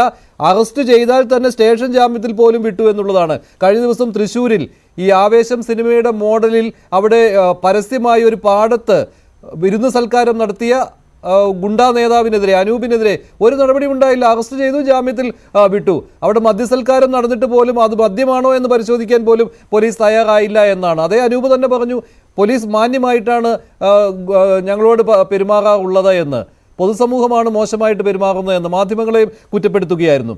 അപ്പോൾ ഇതേ കാര്യങ്ങൾ തന്നെയാണ് കൊച്ചിയിലും സംഭവിച്ചുകൊണ്ടിരിക്കുന്നത്. അധോലോക ഗുണ്ടാ നേതാക്കൾ വന്ന് പറയുകയാണ് ഞങ്ങളുടെ വീരസ്യങ്ങൾ എന്താണ് എന്നുള്ളത്. അതുപോലെ തന്നെ ഈ പെരുമ്പാവൂർ അനസ് എന്നുള്ള ഗുണ്ടാ നേതാവിനെ പറ്റി ആ സംഘത്തിലുള്ള ഒരാൾ തന്നെ തെറ്റിപ്പിരിഞ്ഞുവെന്ന് കാര്യങ്ങൾ വെളിപ്പെടുത്തിയിട്ടും ഇതുവരെ ഈ പെരുമ്പാവൂർ അനസിനെ വിദേശത്ത് നിന്ന് തിരികെ എത്തിക്കുവാനായിട്ട് കേരള പോലീസിന് കഴിഞ്ഞിട്ടില്ല. ATS അന്വേഷണം നടത്തുന്നുണ്ട്, വെറും പ്രഹസനമായ അന്വേഷണം എന്ന് മാത്രമേ പറയുവാൻ കഴിയുകയുള്ളൂ. അനസിനെയൊക്കെ തിരികെ എത്തിക്കാൻ എന്ത് ബുദ്ധിമുട്ടാണ് കേരള പോലീസിനുള്ളത്? വ്യാജ പാസ്പോർട്ടിൽ വെളിയിലേക്ക് കടന്നയാളാണ്. എല്ലാ കാര്യങ്ങളും മണി പോലെ പോലീസിന്റെ മുന്നിലുണ്ട് തെളിവുകളായിട്ട്. എന്തുകൊണ്ട് പറ്റുന്നില്ല അഡ്വക്കേറ്റ് BN ഹസ്കർ? എന്നിട്ട് മേനി പറയുകയാണ് ഞങ്ങൾ ഗുണ്ടകളെ പിടിച്ച് അകത്തിടുകയാണ്, ഓപ്പറേഷൻ ആഗ് എന്ന് പറയുന്നത് എന്തോ വലിയൊരു സംഭവമാണ് എന്ന്. മഞ്ജുഷ, ഇത് നമ്മുടെ തെറ്റിദ്ധാരണ കൂടെ ഫലം കൂടിയാണ്. കേരളത്തിന്റെ പൊതുബോധത്തിന് അതുപോലെ തന്നെ മലയാളിയുടെ മാനസികാവസ്ഥയ്ക്കും വലിയ മൂല്യച്യുതി സംഭവിച്ചിരിക്കുന്ന ഒരു കാലഘട്ടത്തിലാണ് നാം കടന്നു പോകുന്നത്. ആ മൂല്യച്യുതി എന്ന് പറയുന്നത് ഇത്തരം സ്റ്റാർഡംസ്, ഈ ഗുണ്ടകളുടെ സ്റ്റാർഡംസിൽ അതിന് പിന്നാലെ പോകുന്നതിന് യുവജനത അങ്ങനെ നിൽക്കുന്ന ഒരു സാഹചര്യം സൃഷ്ടിക്കപ്പെടുന്നുണ്ട്. അത് കാണാതെയും അത് ചർച്ച ചെയ്യാതെയും ഇത് രാഷ്ട്രീയ നേതൃത്വത്തിന്റെ ഏതെങ്കിലും തരത്തിലുള്ള പാപ്പരത്വമോ രാഷ്ട്രീയ നേതൃത്വത്തിന്റെ പിടിപ്പുകേടോ എന്ന് എഴുതി കാണിക്കാനാണ് നിങ്ങൾ ശ്രമിക്കുന്നത്. നിങ്ങളുടെ പ്രശ്നമെന്ന് പറയുന്നത് കേരളത്തിന്റെ ഗവൺമെന്റിനെ നിങ്ങൾക്ക് അപകീർത്തിപ്പെടുത്തണം, നിങ്ങൾ കേരളത്തിന്റെ മുഖ്യമന്ത്രിയെ അപകീർത്തിപ്പെടുത്തണം, ആഭ്യന്തരമന്ത്രിയെ അപകീർത്തിപ്പെടുത്തണം. തുടർച്ചയായി നിങ്ങൾ ഇത് ചെയ്തുകൊണ്ടേയിരിക്കുന്നത് കൊണ്ടാണ്, ഇത്തരം മുനയൊടിഞ്ഞ കുന്തങ്ങളുമായി ഈ ഗവൺമെന്റിനെ ആക്രമിക്കുന്നത് കൊണ്ടാണ് അത് നിങ്ങൾക്ക് ഫലവത്തായി ചെയ്തു തീർക്കാനാവാത്തത്. അതുകൊണ്ടാണ് ഞങ്ങൾ വീണ്ടും ആവർത്തിച്ചുകൊണ്ട് നമുക്ക് വസ്തുതാപരമായ വിഷയങ്ങളെ സമീപിക്കാൻ. 2016 ശേഷം മാത്രമാണോ കേരളത്തിൽ കസ്റ്റഡിയിൽ ഡെത്ത് ഉണ്ടായിട്ടുള്ളത്? 2016 മുതൽ കഴിഞ്ഞ 8 കൊല്ലത്തിനിടെ 16 പേർ കസ്റ്റഡിയിൽ ഡെത്ത് ഉണ്ടായിട്ടുണ്ട്. ഞങ്ങൾ ഒരിക്കലും അതിനെ ന്യായീകരിക്കുന്നില്ല. ഒരു തരത്തിലും പോലീസ് ലോക്കപ്പ് മുറികളിൽ അങ്ങനെ ഇടിമുറികളായി മാറേണ്ടതല്ല. UDF ഭരണകാലത്ത് കേരളത്തിലെ ലോക്കപ്പ് മുറികളിൽ ഇടിച്ചു തെറിച്ച ചോരയുടെ പാടുകൾ ഇന്നും ആ ലോക്കപ്പ് മുറികളിലുണ്ടെന്നേ. അത്തരത്തിൽ പോലീസ് പെരുമാറിയിട്ടുള്ള നാളുകളിൽ നിന്ന് ജനമൈത്രി പോലീസ് തുടങ്ങി ഇപ്പൊ പോലീസ് സംവിധാനത്തിൽ ആകമാനം മാറ്റം വരുത്താൻ കേരളത്തിലെ ഗവൺമെന്റ് കഴിഞ്ഞിട്ടുണ്ട് എന്നുള്ള വസ്തുത മനസ്സിലാക്കും. മഞ്ജുഷ്, കേരള പോലീസ് ചെയ്യുന്ന മഹത്തായ പ്രവൃത്തികളെ പ്രകീർത്തിക്കാനുള്ള മഹാമനസ്കത അങ്ങ് കാണിക്കണം. അങ്ങ് ഒരു ദിവസം, ഞാൻ പല ചർച്ചകളിലും മാധ്യമപ്രവർത്തകരോട് പറയാറുണ്ട്, നിങ്ങൾ ഒരു ദിവസം ഒരു പോലീസ് സ്റ്റേഷനിൽ 24 മണിക്കൂർ ആ പോലീസ് സ്റ്റേഷൻ ഫംഗ്ഷൻ ചെയ്യുന്നത് എങ്ങനെയാണ്, അതിന്റെ പ്രവൃത്തികൾ എങ്ങനെയാണെന്ന് അവിടെ ഇരുന്ന് മനസ്സിലാക്കിയാൽ എത്രയെത്ര നിരവധി വിഷയങ്ങൾ ആ വിഷയങ്ങളിലൂടെ അവർ കൈകാര്യം ചെയ്യുന്നു. അത്തരത്തിൽ കൈകാര്യം ചെയ്യുന്നതിനുള്ള ആർജവവും സമചിത്തതയും കേരള പോലീസിനുണ്ട്. അതിലേതെങ്കിലും 1-2 വ്യക്തികൾ ചെയ്യുന്ന തെറ്റുകൾ ആ പോലീസ് സേനയുടെ മുഴുവൻ മുറയിലിനെയും തകർക്കുന്നതിനു വേണ്ടി ഉപയോഗിക്കുന്നത് വഴി നിങ്ങൾ കേരള പോലീസിനെ ഗുണ്ടകളുടെ താവളമാണ് എന്ന് ചിത്രീകരിക്കുന്നത് വഴി നിങ്ങൾ ലക്ഷ്യമിടുന്നത് ഗവൺമെന്റിനെ ആക്രമിക്കാനാണ്. പക്ഷേ ഇതേ ഗവൺമെന്റിന്റെ കീഴിലാണ് അഡ്വക്കേറ്റ് BN ഹസ്കർ ഈ ഗുണ്ടകൾ വിലസുന്നത്. അത് താങ്കൾ എന്തുകൊണ്ട് കാണുന്നില്ല? അത് ഏതാനും പോലീസുകാരുടെ മാത്രം കുഴപ്പമാണെന്ന് പറഞ്ഞ് ഒതുക്കുന്നത് എന്തുകൊണ്ടാണ്? ഇവർ യഥേഷ്ടം സാമൂഹ്യ മാധ്യമങ്ങളിൽ റീൽസ് ഇടുന്നു, ഇവരുടെ പേരിലൊക്കെ കേസുള്ളതാണ്, ഇവർ കൊട്ടേഷനുകൾ ഏറ്റെടുക്കുന്നു, അതവർ പരസ്യമായിട്ട് പറയുന്നു. ഞാൻ ഒരു ഉദാഹരണം പറഞ്ഞല്ലോ, പെരുമ്പാവൂർ അനസിന്റെ കാര്യം. എന്തുകൊണ്ട് പെരുമ്പാവൂർ അനസിന് രാജ്യം വിടുവാൻ കഴിഞ്ഞു? ഇവിടെ കേസുള്ള സമയമായിരുന്നുവല്ലോ. ഈ പോലീസ് സ്റ്റേഷനുകളിലൊന്നും ഈ പെരുമ്പാവൂർ അനസ് വിദേശത്തേക്ക് പോകുന്ന കാര്യം അറിയില്ല എന്നാണോ? അത്രയ്ക്ക് മോശമാണോ സംസ്ഥാന പോലീസിന്റെ ഇന്റലിജൻസ് സംവിധാനം? അതുപോലെ തന്നെ എത്രയോ ഗുണ്ട നേതാക്കൾ ഇപ്പോൾ ചിലർ പരസ്യമായിട്ട് വന്ന് പറയുന്നത് താങ്കൾ തന്നെ കാണുന്നുണ്ടല്ലോ. ഇപ്പോൾ ഫൈസൽ തന്നെ, ഈ പറയുന്ന തമ്മനം ഫൈസൽ, ജോർജ് എന്നാണല്ലോ ഫൈസലിന്റെ പേര്, തമ്മനം ഫൈസൽ തന്നെ പറയുന്നുണ്ടായിരുന്നു എന്തെല്ലാം പ്രവൃത്തികളിൽ ഏർപ്പെട്ടിട്ടുണ്ട് എന്ന്, ഗ്യാങ് വാർ ഉണ്ടാകുന്നു എന്നുള്ള മുന്നറിയിപ്പ് നൽകുന്നു തമ്മനം ഫൈസൽ. എന്തുണ്ടായി? കേരള പോലീസ് എവിടെ ഉണർന്നു? ഇത് സംസ്ഥാനത്ത് DGP മുതൽ താഴോട്ടുള്ള പോലീസ് സംവിധാനമുണ്ടല്ലോ, ഇവരെല്ലാം നോക്കുകുത്തിയാണല്ലോ ഇതിൽ. അല്ലാതെ ഒരു SIക്ക് പോയി ഒരു തെമ്മനം ഫൈസലിനെ റെയ്ഡ് ചെയ്യുക എന്നുള്ളത് അത് അല്പം ബുദ്ധിമുട്ടുള്ള കാര്യമാണ്. പക്ഷേ ചങ്കുറപ്പോടുകൂടി ആ SI ചെയ്യുകയും ചെയ്തു, ആ വീട്ടിൽ കയറി ചെല്ലുകയും ചെയ്തു. അതിന് മുകളിലുള്ള പോലീസ് സംവിധാനവും ഉണരേണ്ടതല്ലേ? ATS ഉണ്ടെന്ന് പറയുന്നു. ATS എന്ത് ചെയ്തു? പെരുമ്പാവൂർ അനസിനെ കൊണ്ടുവരാൻ കുറെ റെയ്ഡ് നടത്തി, കുറച്ച് ചോദ്യം ചെയ്തു, ഒരു തോക്ക് പിടിച്ചെടുത്തു എന്നല്ലാതെ. മഞ്ജുഷ്, നമുക്ക് ഓരോ സംഭവത്തിലെ വ്യത്യസ്തമായിട്ടുള്ള നടപടിക്രമങ്ങളെ വെച്ചുകൊണ്ട് അപഗ്രഥിക്കപ്പെടാൻ കഴിയുന്നില്ല. ഞാൻ എൻ്റെ വ്യക്തിപരമായ അനുഭവം പറയാം. എനിക്കറിയാവുന്ന ഒരു പോലീസ് ഉദ്യോഗസ്ഥൻ, സർക്കിൾ ഇൻസ്പെക്ടറാണ്. അദ്ദേഹം ആ ചാർജ് എടുക്കുന്ന ജൂറിസ്ഡിക്ഷനിൽ ഗുണ്ടകൾ അദ്ദേഹം ചാർജ് വിട്ടു പോകുന്നതുവരെ ആ ജൂറിസ്ഡിക്ഷന്റെ പരിധിക്കുള്ളിൽ കടക്കാൻ പോലും തയ്യാറാവില്ല. സ്വന്തം വീട് ഉപേക്ഷിച്ച് മറ്റെവിടെയെങ്കിലേക്ക് നാടുകടത്തപ്പെടുന്നതിനെ പോലെ നാടുകടത്തിപ്പെട്ടു പോയിട്ടുള്ള ഗുണ്ടകളുടെ അനുഭവം എനിക്കറിയാം. അപ്പോ ഇത് എന്തുകൊണ്ടെന്നാൽ ആ പോലീസ് ഉദ്യോഗസ്ഥൻ സമചിത്തതയോടുകൂടി ആ തന്റെ ജൂറിസ്ഡിക്ഷനിൽ കൈകാര്യം ചെയ്യുന്നത് കൊണ്ട് മാത്രം സംഭവിക്കുന്നതാണ്. അങ്ങനെയുള്ള ധാരാളം പോലീസ് ഉദ്യോഗസ്ഥന്മാരുള്ള സേനയാണെന്ന് കേരള പോലീസ്. അപ്പൊ അങ്ങനെ ഗുണ്ടകളുമായി ചങ്ങാത്തം കൂടുന്ന 1-2 പോലീസ് ഉദ്യോഗസ്ഥരെ വിരൽ ചൂണ്ടിക്കൊണ്ട് ആ വിരൽ ചൂണ്ടപ്പെട്ടവരെ കൊണ്ട് ആ സേനയെ ആകമാനം അപമാനിക്കരുത്. 1.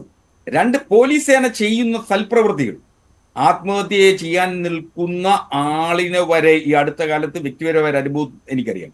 ആ ആത്മഹത്യ ചെയ്യാൻ പോകുന്നു എന്ന അറിയിപ്പിൽ ലഭിച്ച പോലീസ് ഉദ്യോഗസ്ഥൻ ഓടിയെത്തി ആ ആത്മഹത്യയിൽ നിന്ന് അയാളെ രക്ഷിക്കുന്ന സാഹചര്യം. അങ്ങനെ വ്യത്യസ്തമായ സാമൂഹികമായിട്ടുള്ള സാഹചര്യങ്ങളിലൂടെയാണ് പോലീസ് എപ്പോഴും പോകാറുള്ളത്. കേരളത്തിലെ പോലീസ് രാഷ്ട്രീയ നേതൃത്വത്തിന്റെ അടിമയായി പ്രവർത്തിക്കുന്നവരാണ് എന്ന് വരുത്തി തീർക്കുന്നതിനുള്ള ബോധപൂർവമായിട്ടുള്ള ശ്രമം. മുമ്പ് ഈ സ്ലീപ്പിംഗ് സെല്ലുകൾ എന്നൊക്കെ പറഞ്ഞുള്ള ആക്ഷേപങ്ങൾ കേട്ടതാണ് കേരള പോലീസിന്.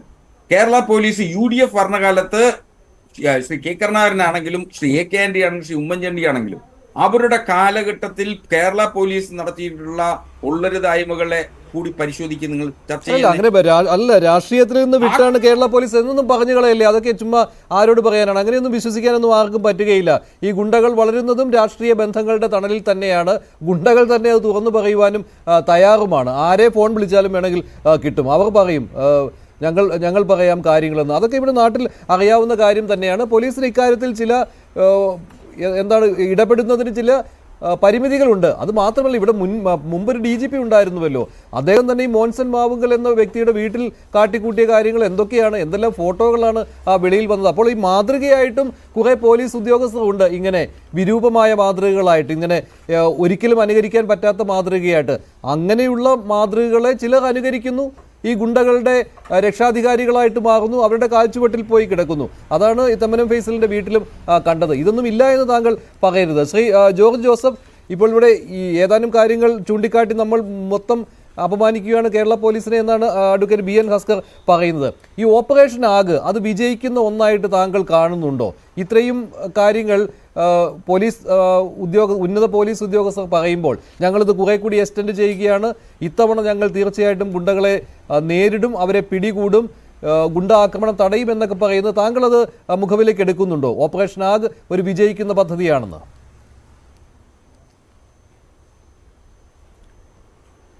അത് വിജയിപ്പിക്കാൻ പറ്റും പോലീസിന്. കുറച്ചുകൂടെ ഒരു റിഫൈൻഡ് ആയിട്ടുള്ള ഒരു നീക്കം പോലീസ് നടത്തണം. കാരണം നമ്മുടെ തിരുവനന്തപുരം ജില്ലയിൽ നമ്മൾ നോക്കിക്കോ, നമുക്കൊക്കെ അറിയാവുന്ന ഒരു 10, 20, 30 ഗുണ്ടകളാണ് ആക്റ്റീവായിട്ട്, അവരുടെ ശിങ്കിടികളാണ്. ഈ 30 ഗുണ്ടകളെ തിരുവനന്തപുരം ജില്ലയിൽ നിന്ന് കാപ്പ വെച്ചിട്ട് അങ്ങ് അറസ്റ്റ് ചെയ്ത് അകത്തോട്ട് വിട്ട് അവർക്കെതിരായിട്ട് ഇപ്പം കോടതി നടക്കുന്ന കേസുകളിലെ അവരുടെ ജാമ്യം ക്യാൻസൽ ചെയ്ത്, ഇതൊക്കെ ആക്റ്റീവ് ഗുണ്ടകളാണ്. ഓരോ ജില്ലയിലും നമ്മൾ അത് ചെയ്യാൻ പറ്റുമെങ്കിൽ തീർച്ചയായിട്ടും നമുക്കിത് ഒതുക്കാൻ പറ്റും. കാരണം അതിന് ഇപ്പം കാപ്പ കേസ് നമ്മൾ റിപ്പോർട്ട് കൊടുത്തു കഴിഞ്ഞാൽ, കളക്ടർമാർ 100 എണ്ണം കൊടുത്തു കഴിഞ്ഞാൽ അവരൊരു 50-55% മാത്രമേ നടപടിയെടുക്കുന്നുള്ളൂ. 45 എണ്ണം അവർ മാറ്റിവെക്കുകയാണ്. അത് കാപ്പായ്ക്ക് കളക്ടറോ അല്ലെങ്കിൽ ഒരു DIGയോ സാങ്ഷൻ കൊടുക്കണമെന്നാണ് പറയുന്നത്. നമുക്കൊരു കാര്യം ചെയ്യാം, DIGയും വേണ്ട, കളക്ടറും വേണ്ട, IG ADGPമാരും ഉയർന്ന റാങ്കാണല്ലോ. അവർ ഒരു ചീഫ് സെക്രട്ടറി, അഡീഷണൽ ചീഫ് സെക്രട്ടറിയുടെ ഒക്കെ അടുത്ത റാങ്ക് വരുന്നവരാണ്. അവരെ തീർച്ചയായിട്ടും ഇതിന് സാങ്ഷന് അതോറിറ്റി അവരെ ആക്കി അങ്ങ് മാറ്റിക്കേ. വളരെ വ്യത്യാസം ഉണ്ടാവും. നമ്മൾ കൊടുക്കുന്ന റിപ്പോർട്ടെല്ലാം അവർ പോലീസ് ഉദ്യോഗസ്ഥരാണ്. അവർ നന്നായിട്ട് പരിശോധിച്ചിട്ട് അതിനകത്ത് തീർച്ചയായിട്ടും നടപടി എടുക്കുന്ന കാപ്പ എടുക്കേണ്ടവരെ തീർച്ചയായിട്ടും എടുക്കും. അത് തന്നെയല്ലേ ഓരോ ജില്ലയിലും ഇപ്പൊ ഈ അങ്കമാലി SI കാണിച്ച പോലെ ഞാൻ നേരത്തെ മുതൽ പറഞ്ഞുകൊണ്ടിരിക്കുന്ന അതാത് ജില്ലയിലുള്ള SP-മാരും DSPമാരും പോലീസ് ഉദ്യോഗസ്ഥരും അവരുടെ ലിമിറ്റിലുള്ള ഈ ഗുണ്ടകളെ മോണിറ്റർ ചെയ്യണം. അവിടെ വരുന്നവരെ അത് ചെക്ക് ചെയ്യണം. രണ്ടാമത് ആസിഫ് അലി അദ്ദേഹം പറഞ്ഞ പോലെ ഈ കാപ്പ എടുക്കുന്ന ഗുണ്ടകൾക്കെതിരായിട്ട് മാത്രമല്ല, അവിടെ ഈ ഡിജിറ്റൽ ആയിട്ട് വളരെ അധികം ഇവിടെ കേരളത്തിലെ ഫണ്ട് മോട്ടിച്ചതും ലോൺ കൊടുക്കും അങ്ങനെ കുറേയധികം ആൾക്കാർ കേരളത്തിലുണ്ട്. ഡിജിറ്റലിന്റെ അതുപോലെ മണൽ മാഫിയ, ക്വാറിക്കാര് ഇങ്ങനെയുള്ളവർക്കെതിരെ അവരാണല്ലോ ഈ ഗുണ്ടകൾക്ക് ഫൈനാൻസ് ചെയ്യുന്നത്. അപ്പൊ അങ്ങനെയുള്ളവരെ കൂടെ കാപ്പയൊന്ന് ചുമത്തിക്ക് വളരെ പെട്ടെന്ന് റിസൾട്ട് ഉണ്ടാവും നമുക്ക്. ഈ ക്വാറി, മണൽ ലോബി അങ്ങനെ നടത്തുന്ന കാരണം ഇവിടെ ഒരു ഗുണ്ട ഒരു ഫ്ളാറ്റ് കൺസ്ട്രക്ഷൻകാരന് ഒരു ഏരിയ മുഴുവൻ വാങ്ങിച്ച് അതിനുശേഷം അവിടെ ചിലർ എതിർപ്പ് വന്നു കഴിഞ്ഞപ്പം അയാളെ ഒരു 2 ലക്ഷം രൂപ കൊടുത്തെന്നാണ് ഞാൻ അറിയുന്നത്. ഒരാളെ തിരുവനന്തപുരത്തെ അറിയപ്പെടുന്ന ഗുണ്ടയെ അങ്ങോട്ട് പറഞ്ഞു വിട്ടു. അയാളവിടെ പോയി ഓരോ വീട്ടിൽ കയറി ഇറങ്ങി വന്നു. അത് ഒരു അരമണിക്കൂറിന്റെ പണിയുള്ള അയാൾക്ക് 2 ലക്ഷം രൂപയും കിട്ടി. അവരെല്ലാം അവിടുന്ന് പേടിച്ച് ഓടി, ഈ ഗുണ്ടയെ പേടിച്ചിട്ട്. അയാൾക്ക് അവിടെ കൺസ്ട്രക്ഷൻ ചെയ്യാനും പറ്റി. ഇതൊക്കെയാണ് യാഥാർത്ഥ്യം ഇവിടെ നടക്കുന്നത്. അതിന് ചില പോലീസ് ഉദ്യോഗസ്ഥരും അതിന് ചില രാഷ്ട്രീയക്കാരും പിന്തുണയും കൊടുക്കുന്നുണ്ട് ആ ഗുണ്ടകൾക്ക്.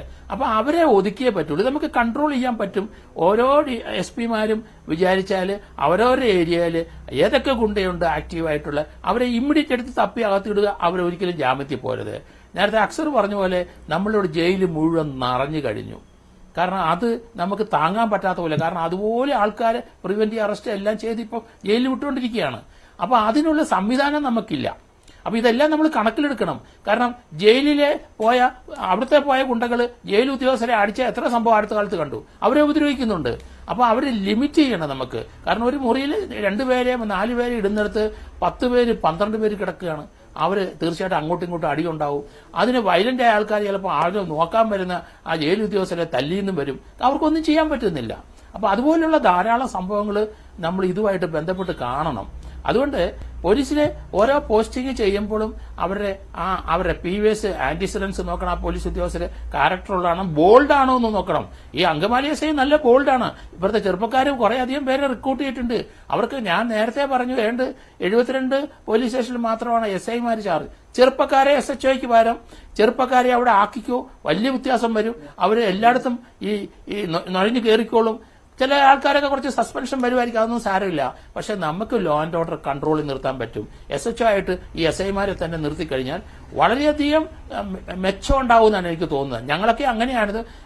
കാരണം പ്രാക്ടിക്കൽ ട്രെയിനിങ് 2-2.5 വർഷം കഴിയുമ്പോഴാണ് നമ്മളൊരു SHO ആയിട്ട് വരുന്നത്, അല്ലെങ്കിൽ ഒരു SI ആയിട്ട് പോലീസ് സ്റ്റേഷനിൽ വരുന്നത്.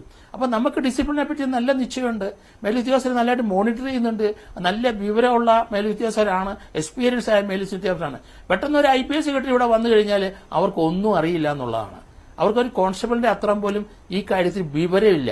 IPS കിട്ടി പഠിച്ചു വന്നു പറഞ്ഞ ഒരു ജില്ലയുടെ SP ആയിട്ടോ അല്ലെങ്കിൽ ഒരു DIG ആയിട്ടോ IG ആയിട്ട് ഇരിക്കുന്നവർക്കൊന്നും നമ്മൾക്ക് ഈ പറയുന്ന നിലവാരം ഒരിക്കലും ഇല്ല. ഒരു DYSPയുടെയോ ഒരു സർക്കിളിന്റെയോ നിലവാരം അവർക്ക് ഇല്ല എന്നുള്ളതാണ് പരമാർത്ഥം. അതുകൊണ്ട് നമ്മൾ വ്യത്യസ്തമായിട്ട് ചിന്തിക്കണം. പോലീസിന്റെ ഞാൻ പല പോലീസ് സ്റ്റേഷനിൽ കാണുന്നുണ്ട്, അവരുടെ വർക്ക് ലോഡ് ഭയങ്കര കൂടുതലാണ്. ഓരോരുത്തരും എന്തെങ്കിലും പ്രശ്നമുണ്ടായ ഉടനെ പോലീസ് സ്റ്റേഷനിൽ ഓടുക. അവരെല്ലാം നമ്മൾ കൈകാര്യം ചെയ്യേണ്ടി വരും. കാരണം പോലീസ് സ്റ്റേഷൻ ചിലപ്പോൾ 1 കേസോ 2 കേസോ എടുക്കുകയുള്ളൂ.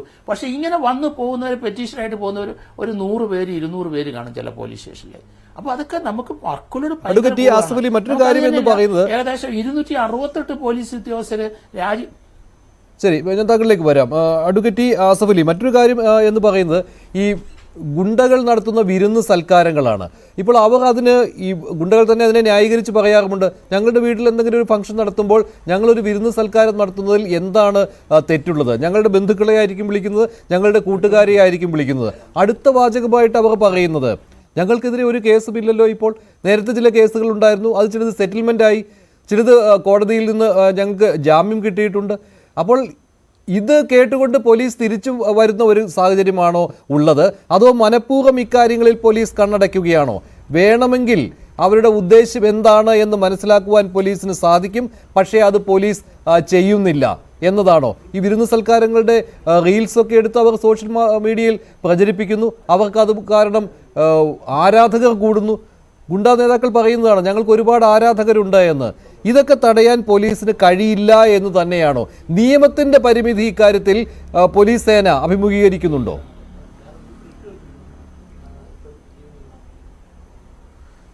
ഗുണ്ടകൾ വിരുന്ന് നടത്തും, സ്വാഭാവികല്ലേ. അവരെ പിടിക്കാനോ പിടിച്ചു കെട്ടാനോ ജയിലിലടക്കാനോ പോലീസില്ല.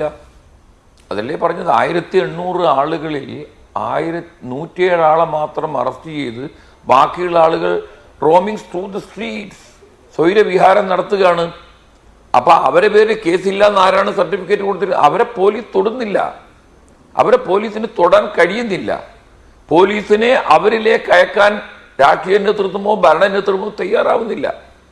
ഇവിടെ ഗുണ്ടകൾക്ക് സ്വൈരവിഹാരം നടത്തുന്നു. ഗുണ്ടകളെ കാണുമ്പോൾ പോലീസ് ഓടി ഒളിക്കുന്നു. സാധാരണ ഗുണ്ടകൾ പോലീസിനെ കാണുമ്പോൾ ഓടി ഒളിക്കേണ്ടതാണ്, ഗുണ്ടകളെ കാണുമ്പോൾ പോലീസ് ഓടി ഒളിക്കുന്നു. ഞാൻ ചോദിച്ചു, കേരള പോലീസിനെ ആർക്കെങ്കിലും ന്യായീകരിക്കാൻ പറ്റുമോ?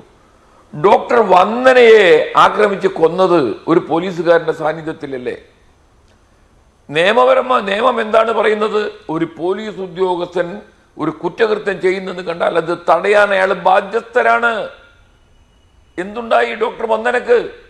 വന്ദനയെ കൊല ചെയ്തത് ആരുടെ മുന്നിൽ വെച്ചാണ്? ഞാൻ ചോദിക്കട്ടെ, പോലീസിന്റെ ഈ ക്രൈം പ്രിവെൻഷൻ ഇംപ്ലിമെന്റേഷൻ നടത്തേണ്ട ഒരു ബോഡി ഉണ്ട് പോലീസ് ആക്ട് പ്രകാരം, സെക്ഷൻ 24 പ്രകാരം ഒരു സെക്യൂരിറ്റി കമ്മീഷൻ. പിണറായി വിജയൻ മുഖ്യമന്ത്രി ആയതിനു ശേഷം സെക്യൂരിറ്റി കമ്മീഷനെ മരവിപ്പിച്ച് നിർത്തിയിരിക്കുകയാണ്. എന്ത് പറ്റി? അതിനൊരു ഹൈക്കോടതി ജഡ്ജിയുണ്ട്, ലോ മിനിസ്റ്ററുണ്ട്, ആഭ്യന്തരമന്ത്രി, ആഭ്യന്തര വകുപ്പിന്റെ മുതൽ വഹിക്കുന്ന മന്ത്രി അതിന്റെ ചെയർമാനാണ്, സ്റ്റേറ്റ് പോലീസ് ചീഫ് അതിന്റെ സെക്രട്ടറിയാണ്. അത് കേരള പോലീസ് വളരെ കെട്ടിഘോഷിച്ച് 2011 പോലീസ് നിയമത്തിൽ എഴുതി വെച്ചതാണ് സെക്യൂരിറ്റി കമ്മീഷൻ. ആ സെക്യൂരിറ്റി കമ്മീഷൻ പറയുന്നത് എന്താണ്? ഒരു പോളിസി ഡിസിഷൻ എടുക്കാൻ ക്രൈം പ്രിവെൻഷൻ ഇംപ്ലിമെന്റേഷൻ ഉള്ള ഗൈഡ് ലൈൻസ് കൊടുക്കേണ്ട ഒരു ബോഡിയാണ്. ആ ബോഡി ഒരു യോഗം കൂടിയിട്ടുണ്ടോ പിണറായി വിജയൻ മുഖ്യമന്ത്രി ആയതിനു ശേഷം? അത് കോൺസ്റ്റിറ്റ്യൂട്ട് ചെയ്തിട്ടുണ്ടോ? ഇല്ല. അപ്പൊ ക്രൈം പ്രിവെൻഷൻ ഉള്ള എല്ലാ മെക്കാനിസത്തെയും മരവിപ്പിച്ചിരുത്തിരിക്കുകയാണ്. എന്താ കാരണം? പോലീസിന് തങ്ങളുടെ രാഷ്ട്രീയ ആവശ്യങ്ങൾക്ക് ഉപയോഗിക്കാൻ വേണ്ടി പോലീസിനെ കയറൂരി വിട്ടിരിക്കുകയാണ്, ഗുണ്ടകളെ കയറൂരി വിട്ടിരിക്കുകയാണ്. ഇവിടെയല്ലേ ഒരു നിയമസമാധാനം, ക്രമസമാധാനം പാടെ പരാജയപ്പെട്ട ഒരു ഗവൺമെന്റ് ആണെന്ന് ആരെങ്കിലും പറഞ്ഞാൽ നമുക്ക് എങ്ങനെ ഈ ഗവൺമെന്റിനെ ന്യായീകരിക്കാൻ പറ്റും? പോലീസ് എന്തുകൊണ്ടാണ് ദുർബലമാവുന്നത്? ഭരണകൂടത്തിന്റെ കൺട്രോൾ ഇല്ല, ഭരണകൂടത്തിന്റെ ഇടപെടലാണ്, ക്രിമിനലൈസേഷൻ ആൻഡ് പൊളിറ്റിക്കലൈസേഷൻ ആണ്. അപ്പൊ പോലീസിനെ കണ്ണുരുട്ടി നിങ്ങൾ ഇങ്ങനെ വരഞ്ഞ വരയിൽ നിർത്താൻ ഭരണകൂടത്തിന് സാധിക്കില്ല. ഇവരെയാണ് കുറ്റകൃത്യത്തിന് വേണ്ടി പോലീസ് ഉപയോഗിക്കുന്നത്. രാഷ്ട്രീയ സംഘടനത്തിൽ എതിരാളികളെ കൊന്ന കൊലയാളികൾക്ക് രക്ഷ നൽകാൻ ഈ പോലീസിന്റെ സേവനം ഉപയോഗിക്കുന്നു. ഒരു കേസ് അന്വേഷണത്തെ അട്ടിമറിക്കുമ്പോൾ CBI അന്വേഷണമെന്ന് ആവശ്യപ്പെട്ട് ഇരകൾ കോടതിയെ സമീപിക്കുമ്പോൾ പാടില്ല എന്ന് പറഞ്ഞ് വിലപിടിപ്പുള്ള വക്കീൽമാരെ ഡൽഹിയിൽ നിന്ന് കൊണ്ടുവന്ന് അതിനെ ചെറുക്കുന്നു കേരള ഗവൺമെന്റ്. ഇത് സൂചിപ്പിക്കുന്ന എന്താണ്? ഒരു ഫെയർ ഇൻവെസ്റ്റിഗേഷൻ ഒരാളെ ഫണ്ടമെന്റൽ റൈറ്റ് അല്ലേ?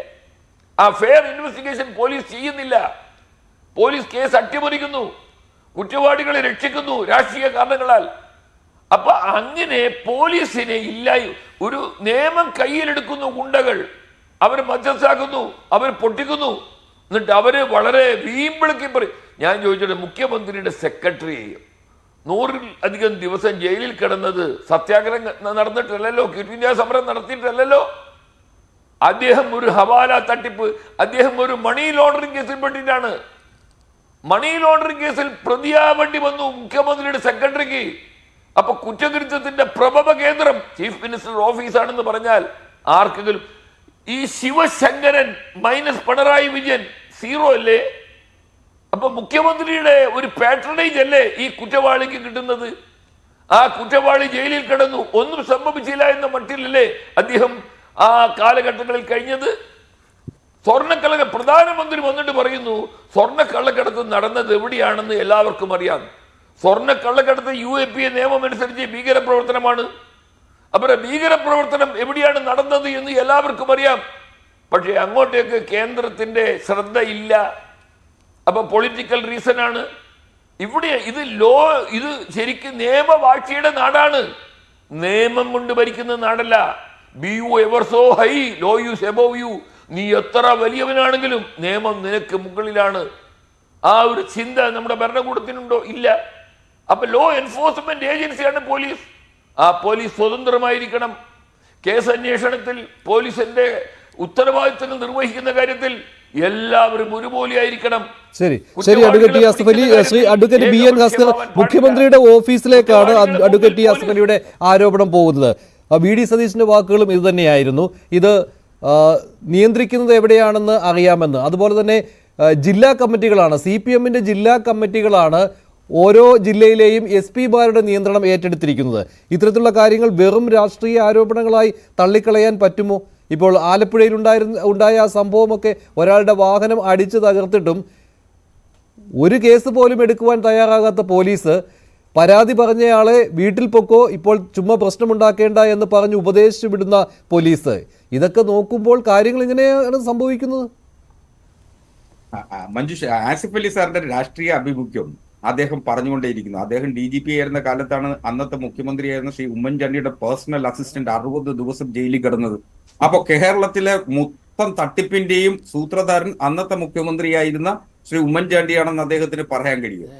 അപ്പൊ അത് ആ കാലഘട്ടത്തിൽ ഏതെങ്കിലും വ്യക്തികൾ ഏതെങ്കിലും കുറ്റകൃത്യത്തിൽ ഏർപ്പെട്ടാൽ അത് ആ വ്യക്തിയുടെ മാത്രം പ്രശ്നമായി കാണാനുള്ള സമചിത്തത ഇക്കാര്യത്തിൽ നമുക്കുണ്ടാവണം.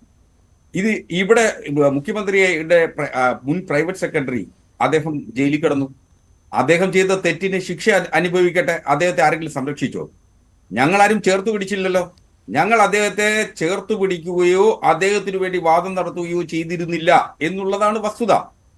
പിന്നെ മുഖ്യമന്ത്രിയുടെ ഓഫീസിലേക്ക് ഇത് രാഷ്ട്രീയ ആരോപണമായി തന്നെ അങ്ങനെ ഏതു കാര്യം, ഏതെങ്കിലും ഒരു പ്രദേശത്ത് റോഡിൽ തെരുവിൽ ഒരു ഗുണ്ട ഏതെങ്കിലും ഒരു വാഹനം അടിച്ചു പൊട്ടിച്ചാൽ ആ വാഹനം അടിച്ചു പൊട്ടിച്ചതിന്റെ ഉത്തരവാദിത്വം മുഖ്യമന്ത്രി ഏറ്റെടുക്കണം എന്ന് പറയുന്നിടത്താണ് രാഷ്ട്രീയ അന്ധത ബാധിച്ചുകൊണ്ട് വിമർശിക്കുന്നതിന് വേണ്ടി വിമർശനം നടത്തുന്നു എന്ന് കരുതേണ്ടി വരുന്നത്.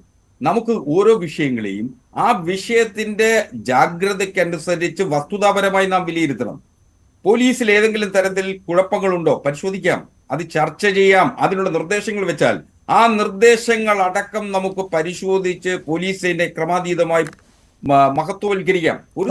അല്ലല്ല, ഈ കുറ്റകൃത്യങ്ങൾ തടയുന്നതിനുള്ള ആ ഒരു പ്രവൃത്തിയുണ്ടല്ലോ, അത് നടക്കുന്നില്ല എന്നാണ് ആസിഫ് അലി സാർ അത് കൃത്യമായിട്ട് പറയുന്നുണ്ട്. എന്തുകൊണ്ട് അത് തുടങ്ങി വെക്കാൻ പോലും കഴിയുന്നില്ല? എന്തുകൊണ്ട് മരവിപ്പിച്ച് നിർത്തുന്നു? ഇതിനൊക്കെയുള്ള സംവിധാനമുള്ള നാടാണല്ലോ കേരളം. ഇടതുപക്ഷ ജനാധിപത്യ മുന്നണി ഗവൺമെന്റ് കൊണ്ടുവന്ന അമെന്റ്മെന്റിലൂടെ കൂടെ തന്നെയാണ് സെക്യൂരിറ്റി കമ്മീഷൻ്റെ. അപ്പോ അത് നടപ്പിലാക്കുന്നു എന്നുള്ളത് നമുക്ക് പരിശോധിക്കാം. അതിന്റെ കമ്മിറ്റികൾ കൂടിയിട്ടുണ്ടോ എന്നുള്ള വിവരം എനിക്ക് വ്യക്തിപരമായി അറിയില്ല. അതുകൊണ്ടാണ് ഞാൻ ആ വ്യക്തിപരമായി അറിഞ്ഞൂടാത്ത വിവരം പറയുന്നത് ശരിയല്ലല്ലോ. അപ്പൊ ഇവിടെ കേരളത്തിലെ പോലീസിനിടയിൽ നടക്കുന്ന മാനസിക സമ്മർദ്ദത്തിന്റെ കണക്കറിയോ? എത്ര പോലീസുകാരാ ഈ കഴിഞ്ഞ കുറെ നാളുകൾക്കിടയിൽ ആത്മഹത്യ ചെയ്തിട്ടുള്ളത്? മാത്രമല്ല, എത്ര പോലീസുകാർ ഈ സേനയിൽ നിന്ന് രാജിവെച്ച് പോകുന്നു? എന്തുകൊണ്ട് പരിശോധിക്കപ്പെടണ്ടേ? പുതിയതായി ജോയിൻ ചെയ്തിട്ട് ട്രെയിനിങ് കഴിഞ്ഞ സബ് ഇൻസ്പെക്ടർമാർ സേനയിൽ നിന്ന് രാജിവെച്ച് മറ്റ് തൊഴിൽ തേടി പോകുന്നു. അത്തരം സാഹചര്യങ്ങളും കേരള പോലീസിൽ വന്നിട്ടുണ്ടെന്നേ.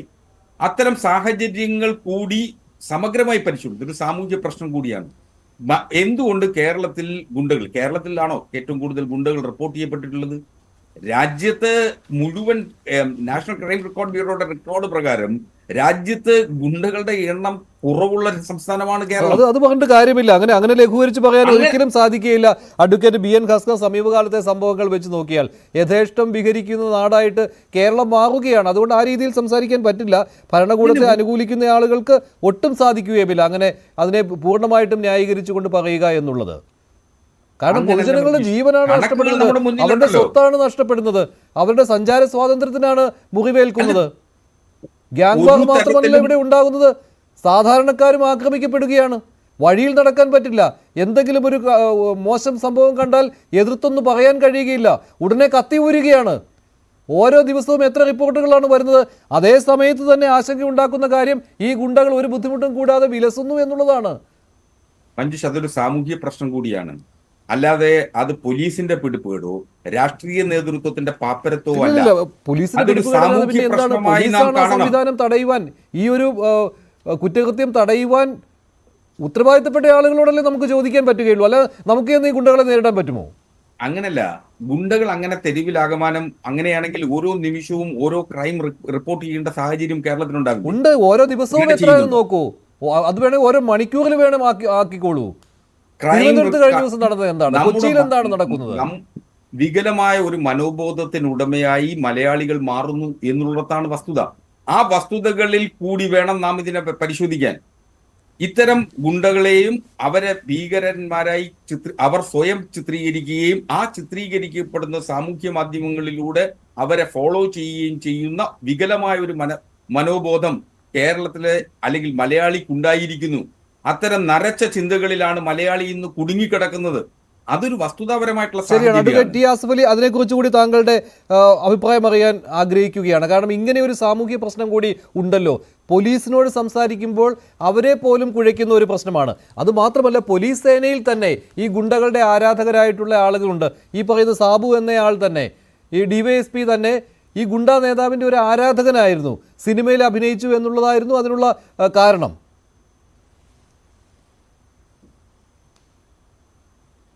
സാറേ, ഞാൻ പറഞ്ഞില്ലേ, ഇതിലൊരു പോലീസ് പാട്രണേജാണ് ഗുണ്ടകൾക്ക് അവരുടെ എല്ലാവിധ അൺലോഫുൾ ആക്ടിവിറ്റീസിനും അവസരമുണ്ടാക്കുന്നു. പോലീസിന് ഇതിൽ ആക്ട് ചെയ്യാൻ പറ്റാത്തതിൻ്റെ കാരണം ഒരു പൊളിറ്റിക്കൽ പാട്രണേജാണ്. ഇത് സിമ്പിൾ അറിത്മെറ്റിക്കാണ്. ഇതിൽ വേറെ അധികം ഇപ്പം പറഞ്ഞു, ദേശീയ അടിസ്ഥാനത്തിൽ ഗുണ്ടകളുടെ പ്രിവെൻറ്റീവ് ഡിറ്റൻഷൻ കേസുകൾ കുറവ് കേരളത്തിലാണ്. ശരിയാണ്. ആ കേസുകളെല്ലാം കളക്ടറേറ്റിൽ പൊടിമുട്ടി നിൽക്കുകയാണ്. അവിടുത്തെ ഡസ്റ്റ് പിടിച്ചിരിക്കുകയാണ്. പോലീസ് കൊടുക്കുന്ന, ബഹുമാന്യനായ SP അദ്ദേഹം പറഞ്ഞില്ലേ, പോലീസ് കൊടുക്കുന്ന പ്രപ്പോസൽസ് പോലും കേരളത്തിലെ സർക്കാർ ഒരു യേസ് കൊടുക്കാത്തത് കൊണ്ട് കളക്ടറേറ്റിൽ നിന്ന് ഈ ഗുണ്ടകൾക്ക് നേരെ ഒരു കാപ്പ ചുമത്താൻ സാധിക്കുന്നില്ല. അപ്പോൾ എണ്ണം കുറയുന്നു, ക്രൈം ഡിറ്റക്ഷൻ കുറയുന്നു. അപ്പൊ ഇതിന്റെ ഫലം എന്താണ്? ഞാൻ ചോദിക്കട്ടെ, കൊച്ചി എന്ന് പറയുന്നത് ഹബ് ഓഫ് നാർക്കോട്ടിക്സ് ആണ്.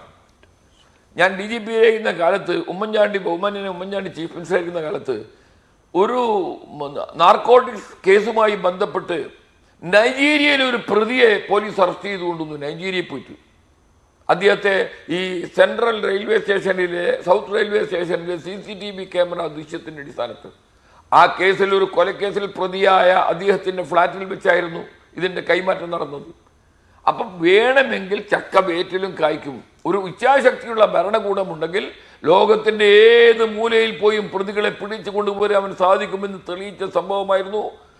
ഒരു നൈജീരിയക്കാരൻ പ്രതിയെ ഒരു NDPS കേസിൽ കേരള പോലീസ് അറസ്റ്റ് ചെയ്ത് കൊണ്ടുവന്ന് അവർ ഇന്നും ജയിലിലാണ്. ഇവിടെ റോഡിൽ നിന്ന് റോമിംഗ് ത്രൂ ദ സ്ട്രീറ്റ്സ് വിലസുകയാണ് ഗുണ്ടകൾ. എല്ലാ വിധത്തിലുള്ള റൗഡീസും ഗുണ്ടകളും, എല്ലാ ഭൂമാഫിയമാരും, ഹവാല തട്ടിപ്പുകാരും, പകർപ്പവകാശ വിരുദ്ധന്മാരും, ഇവരെല്ലാം ഇങ്ങനെ എല്ലാ രീതിയിലും ആന്റി സോഷ്യൽസ് എന്നറിയപ്പെടുന്നവർ. അവരെ തുറന്നില്ല. സ്റ്റേറ്റ് പോലീസ് ചീഫിന്റെ കണക്കാണ് ഞാൻ പറഞ്ഞത്. ഇലക്ഷൻ കമ്മീഷന് കൊടുത്താണ് 1500 ആള്. അവരൊക്കെ മാത്രമാണോ? ഈ വർഷം 2024 ആദ്യത്തെ 4 മാസം 142 മർഡർ കേസുകളിൽ ആ 142 കേസുകൾ നേരിട്ട് ഈ മയക്കുമരുന്ന് കേസുകളുമായി ബന്ധപ്പെട്ടു എന്നാണ് സ്റ്റേറ്റ് പോലീസ് ചീഫിന്റെ റിപ്പോർട്ട്. അപ്പൊ ഈ കേസ് ഒരു വെറും മർഡർ അല്ല, ഇതെല്ലാം മയക്കുമരുന്ന് കേസുമായി ബന്ധപ്പെട്ട മേഡേഴ്സാണ്. അവര് മാത്രമല്ല, ബാംഗ്ലൂർ ബേസ് ചെയ്തിരിക്കുന്ന ഒരു 42 കേസുകൾ, ഒരു 42 ഗാങ് കേരള പോലീസ് ചീഫിന്റെ പുറത്തു വന്ന വിവരമാണ്. അത് ഇനിയും പോലീസിന് ഇവിടെയും കണ്ടുപിടിക്കാൻ സാധിക്കില്ല. ബാംഗ്ലൂർ, കൊച്ചി ബേസ് ചെയ്തിരിക്കുന്ന 42 ഗാങ് ഇവിടെ മയക്കുമരുന്നിന്റെ ബിസിനസ് നടത്തുന്നു. മയക്കുമരുന്ന് കേസിൽ അവർ ഇൻവോൾവഡ് ആണ്. പക്ഷേ പോലീസിനെ അന്വേഷിച്ച് എവിടെയും എത്താതെ നിൽക്കുന്നു. അപ്പൊ പോലീസിന് ഫങ്ഷണൽ ഫ്രീഡം വേണം, അത് കൊടുക്കുന്നില്ല. ഗുണ്ടകളുമായി നെഗോഷിയേഷൻ എന്ന് പറയുന്ന ആശയം ഒരിക്കലും ഈ ക്രിമിനൽ ഇൻവെസ്റ്റിഗേഷനിൽ കേൾവിയില്ലാത്തതാണ്. കുറ്റവാളിയുമായി ഒരു ഒത്തുതീർപ്പ് എവിടെയും കേട്ടിട്ടുണ്ടോ? അവിടെ കണ്ണ് ചിമ്മി മുഖം നോക്കാതെ നടപടിയെടുക്കാൻ പോലീസിന് ഒരു സ്വാതന്ത്ര്യം വേണം. അവിടെയാണ് പൊളിറ്റിക്കൽ ഇന്റർഫറൻസ്. ഇപ്പൊ കോഴിക്കോട്ടെ പൊട്ടിക്കലിലെല്ലാം ആരാണ് പ്രതി? കൺവിക്സ് ആണ്. ജയിലിൽ കിടക്കുന്നവൻ ജയിലിൽ നിന്ന് മൊബൈൽ ഓപ്പറേറ്റ് ചെയ്തിട്ടാണ് പണം വാങ്ങുന്നത്. അവരെ ചോദ്യം ചെയ്ത് കഴിഞ്ഞാൽ അവരെ തല്ലിക്കൊല്ലുന്നു. അപ്പൊ ഇത്ര കണ്ട് കേരളം ഒരു അരാജകത്വത്തിലേക്ക് പോകുന്നു. രാഷ്ട്രീയ നേതൃത്വം ഇതൊന്നും കണ്ടില്ല എന്ന് നടിക്കുന്നു. കാരണം രാഷ്ട്രീയ നേതൃത്വം ഗുണ്ടകളെയും ഈ പോലീസിനെയും തങ്ങളുടെ രാഷ്ട്രീയ ആവശ്യങ്ങൾക്ക് വേണ്ടി ദുരുപയോഗിക്കുന്നു. അപ്പൊ എന്താ അതിന്റെ ശരിയായ കാഷ്വാലിറ്റി എന്ന് പറയുന്നത്? നീതി നിർവഹണം, ക്രമസമാധാനം. നന്ദി advocate Asaf Ali, advocate BN Haskar, Shri George Joseph pride ഡിബേറ്റിൽ പങ്കെടുത്തതിന്.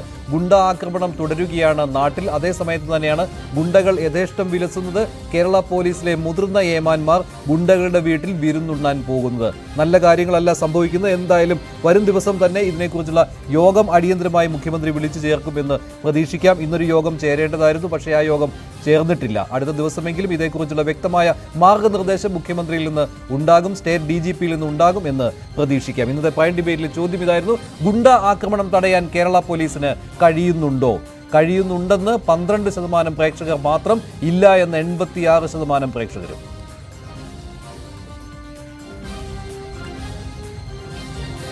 പ്രൈം ഡിബേറ്റ് അവസാനിക്കുന്നു. നന്ദി, നമസ്കാരം.